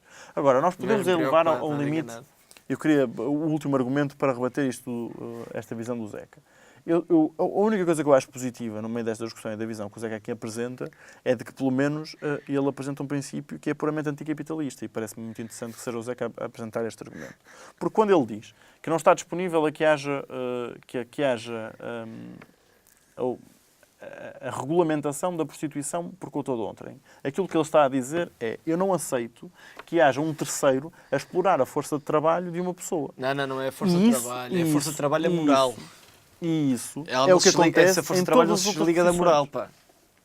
Mas lá está, mas é perspectiva... Estás a distorcer isso um argumento. Não estou a distorcer o teu Estás a argumento. distorcer um argumento. Estou a levar o teu argumento ao limite. É verdade, isso estou a fazê-lo. Porque só a moral é que te defende disso. Mas, na verdade, se quiseres ter uma posição moral sobre A moral isso, não é então o que tens me que defende, estender a a todos os moral é outros o que casos. fundamenta isso. Há uma grande, Mas há uma porquê grande que tu diferença entre defendes a ser a exploração? barreira e o fundamento. Mas porquê é que tu defendes a exploração de alguém por terceiros em todas as situações, menos aquelas que não envolvam sexo? Não, eu não sou apologista de nenhuma situação em que um terceiro explora alguém. Mas é isso que acontece num sistema capitalista sempre. Não, o que acontece num sistema capitalista de mercado livre puro Sim. é que todo o trabalho terá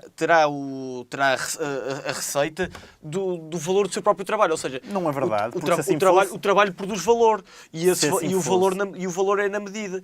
Valor esse que vai produzir um benefício social. Benefício social esse que eu não encontro na prostituição.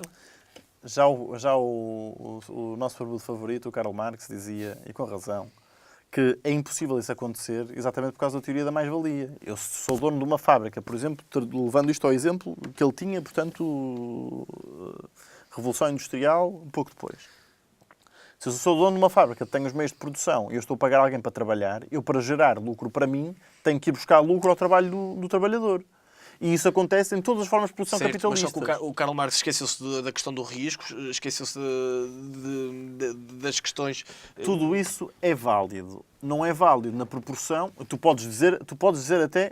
É uma teoria simplista, desculpa Não é uma lá. teoria simplista por várias razões. Em primeiro lugar, porque por todo o risco que se corre, e podemos assumir que o capitalista corre risco, o que não é verdade na maior parte dos casos, mas é outra discussão, mas o capitalista, mesmo correndo o risco, aquilo de que ele vai lucrar vai ser sempre parte da apropriação do valor daquele trabalhador. Tu podes considerar que é legítimo haver essa apropriação, porque achas que é legítimo haver essa apropriação para cobrir o fator do risco, mas não deixa de ser uma apropriação do valor de trabalho de outra pessoa. E, portanto, no limite há sempre uma situação de exploração, que tu podes considerar legítima mas o valor e do trabalho dessa consideras pessoa e que eu não considero. vai produzir um benefício social, nomeadamente a produção de bens de consumo. Agora, eu como acho que o corpo humano não é um bem de consumo, eu como acho que a venda de um rim não é um bem de consumo, como a venda de um pombão não é um bem de consumo, como a automutilação por prazer não é um bem de consumo... Mas tu não estás a pôr no mesmo... O sexo também não acho que seja um bem de consumo. consumo. Estás a pôr no mesmo plano o atentado à integridade física de uma pessoa e o livre usufruto do seu corpo, que são coisas totalmente distintas. Isso é a mesma coisa que tu dizes assim, não é legítimo que seja pago a um jogador de futebol para correr num campo de futebol, porque ele está a utilizar o seu corpo para o prazer dos outros. É a mesma coisa. É exatamente a mesma coisa. Aquilo que tu estás a dizer é que, como eu tenho uma perspectiva moral sobre o sexo, e podes assumir isso sem problema nenhum, como eu tenho uma perspectiva moral sobre o sexo, não aceito que essa pessoa faça aquilo que ele quiser com o corpo dela.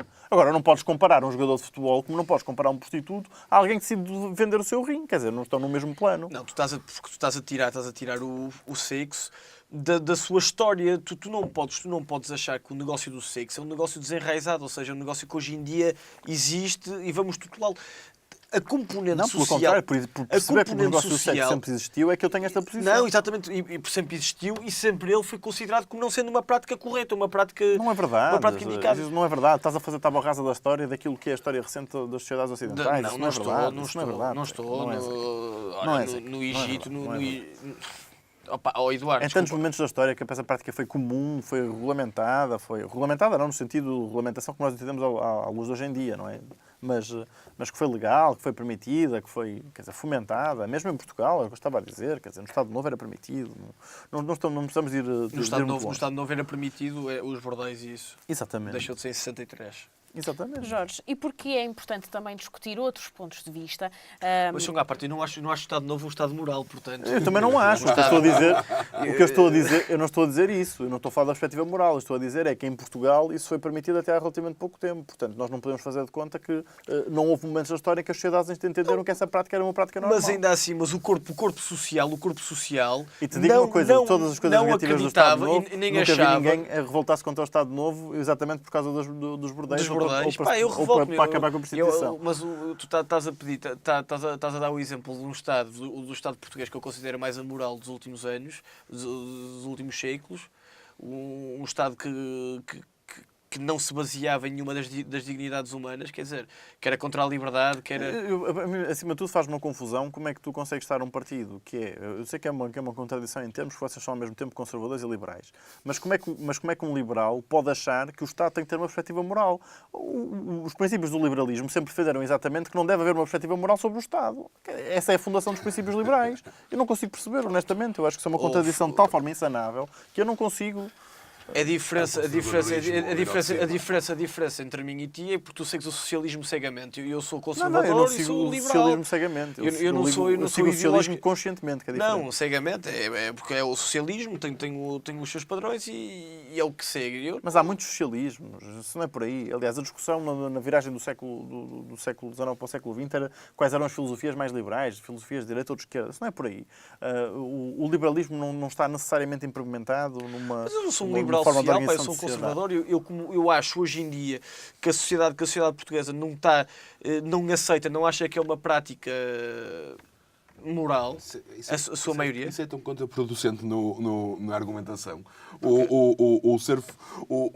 Estar enraizado.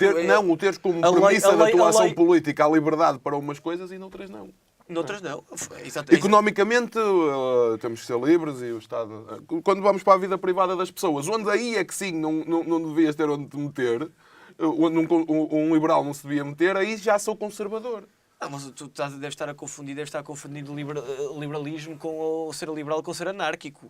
Eu acredito que o Estado existe e que o Estado sim, as leis têm conteúdo ético, têm conteúdo moral. Claro, caso contrário, era contra as leis. Claro que tem, mas as leis espelham, porque eu não acredito no direito como o modelo conformador da sociedade, ou seja, que vai pôr a sociedade a fazer determinada coisa, mas antes como regulador. E como regulador, se querem resolver esta questão, resolva-se em referendo. Vamos debater abertamente aquilo que se considera ou não um assunto moral. Resolvam-se em referendo. Resolva-se em referendo. Resolvam-se em referendo.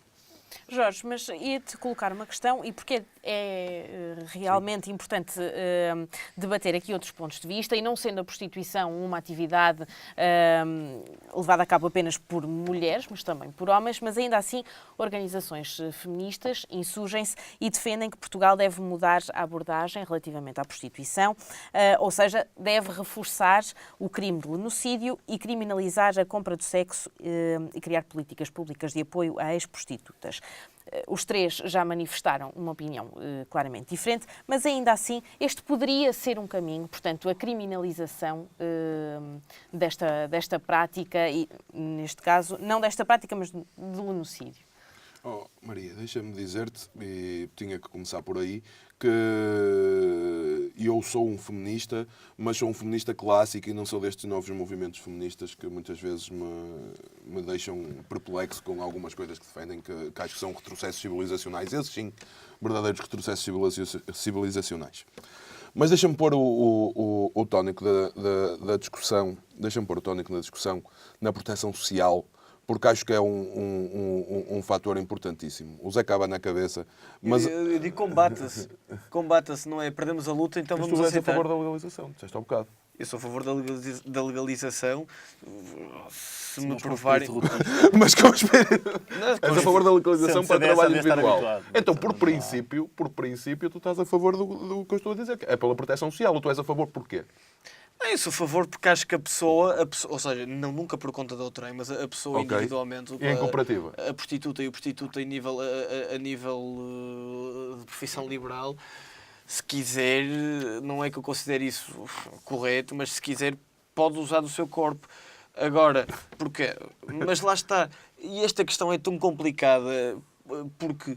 Sem dúvida, as pessoas que se sujeitam a isso, à partida, estão numa posição social, ou seja, estão num estado de necessidade maior que as outras. Portanto, o que o Estado, o que a lei estaria a dizer... Há uma maneira de resolver esse problema, que é, garantes duas coisas. Uma, que o Estado pode implementar políticas públicas de incentivo ao emprego público. Para resolver o problema é termos pleno emprego sempre. E, em segundo lugar, aumentas o salário mínimo para as pessoas não estarem em situação de pobreza quando trabalham. Estão resolver isto, Resolver esse problema. se a taxa de desemprego fosse zero, e isso não é pleno emprego não é uma taxa de zero, mas Não, mesmo é que fosse zero não sempre existiria a prostituição. Claro que existiria, porque a liberdade individual deve ser. Agora, estou a dizer, o Zeca está a dizer que este é o argumento dele. Se esse é o argumento dele, então tem que ser consequente com o argumento dele. Certo, mas pá, que não seria válido, que eu porque acho- mesmo que houvesse pleno emprego, a Eu prostituição acho existiria. interessante que, Só que aqui esta por uma perspectiva vírgula, só se preocupe com os pobres trabalhadores desfavorecidos quando se fala de prostituição. Estou a dizer, São as duas profissões que se estou a lixam. dizê-lo enquanto Zeica e não enquanto Certo. líder da Juventude As Popular. nossas Porquê? duas opiniões aqui vinculam sempre a nós, não é? As Exatamente. nossas Porquê? estruturas, Porque não é? o que eu estou a dizer,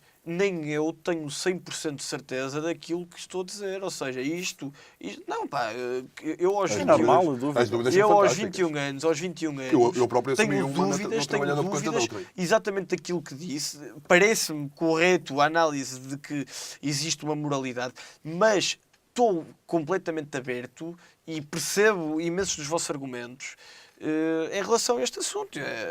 Eu sou humilde e neste assunto é um assunto que eu não estou sólido, de facto, mas parece-me errado, e pondo isto num termo mais simplista que eu considero, é errado o Estado permitir isto, ou seja, e dizer palmadinhas das costas e está bem. Jorge, falavas da proteção social. Falava da proteção social porque parece-me aqui o ponto mais importante. Os relatos que nós muitas vezes ouvimos, e nós temos que fazer aqui uma separação, como em qualquer profissão, e o Eduardo, ao equiparar a prostituição aos outros setores de atividade, nós temos aqui duas realidades muito distintas dentro do fenómeno da prostituição. Também não sou um especialista na matéria, nunca li muito sobre a matéria, mas como observador da sociedade, parece-me, e como membro dela, parece-me que temos a prostituição de luxo e a prostituição mais comum, a prostituição de rua.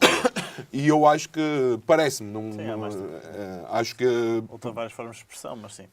sim, parece-me que as expressões podem não ter sido as mais corretas, mas há uma prostituição Sim, bastante sim, lucrativa sim, e uma prostituição muito pouco lucrativa, Sim, como sim, qualquer outro setor de atividade. Em qualquer setor de atividade há empresas mais lucrativas, há empresas menos lucrativas, e este setor de atividade não seria diferente, com certeza. E o meu problema será sempre com este, não com quem ganha, consegue ter uma vida estabilizada e o faz por definição, por vontade própria, com a certeza de querer continuar. E eu acho que isto é possível. O Zeca leva sempre a discussão muito para a necessidade. Eu acho que não. Acho que há pessoas que podem querer fazê-lo e têm toda essa liberdade. Até pode ser a profissão de sonho de alguém. Até pode ser a profissão de sonho de alguém. Na minha cabeça não me cabe. Mas na minha cabeça também não me cabe. Nunca seria a minha profissão de sonho. Mas acredito que possa ser a profissão de sonho de alguém e eu não tenho... Como também não cabem movimentos populistas e tudo, não é? E eu não acho que tenha liberdade para limitar a liberdade de quem tem esse sonho. O meu problema é sempre o outro, e eu aí discordo do Eduardo. No ponto em que, quando estamos a falar de prostituição e outros setores de atividade, a necessidade, nestes casos, neste caso é diferente. A necessidade, neste caso, é diferente e a questão não é moral. A questão é prática. A questão é...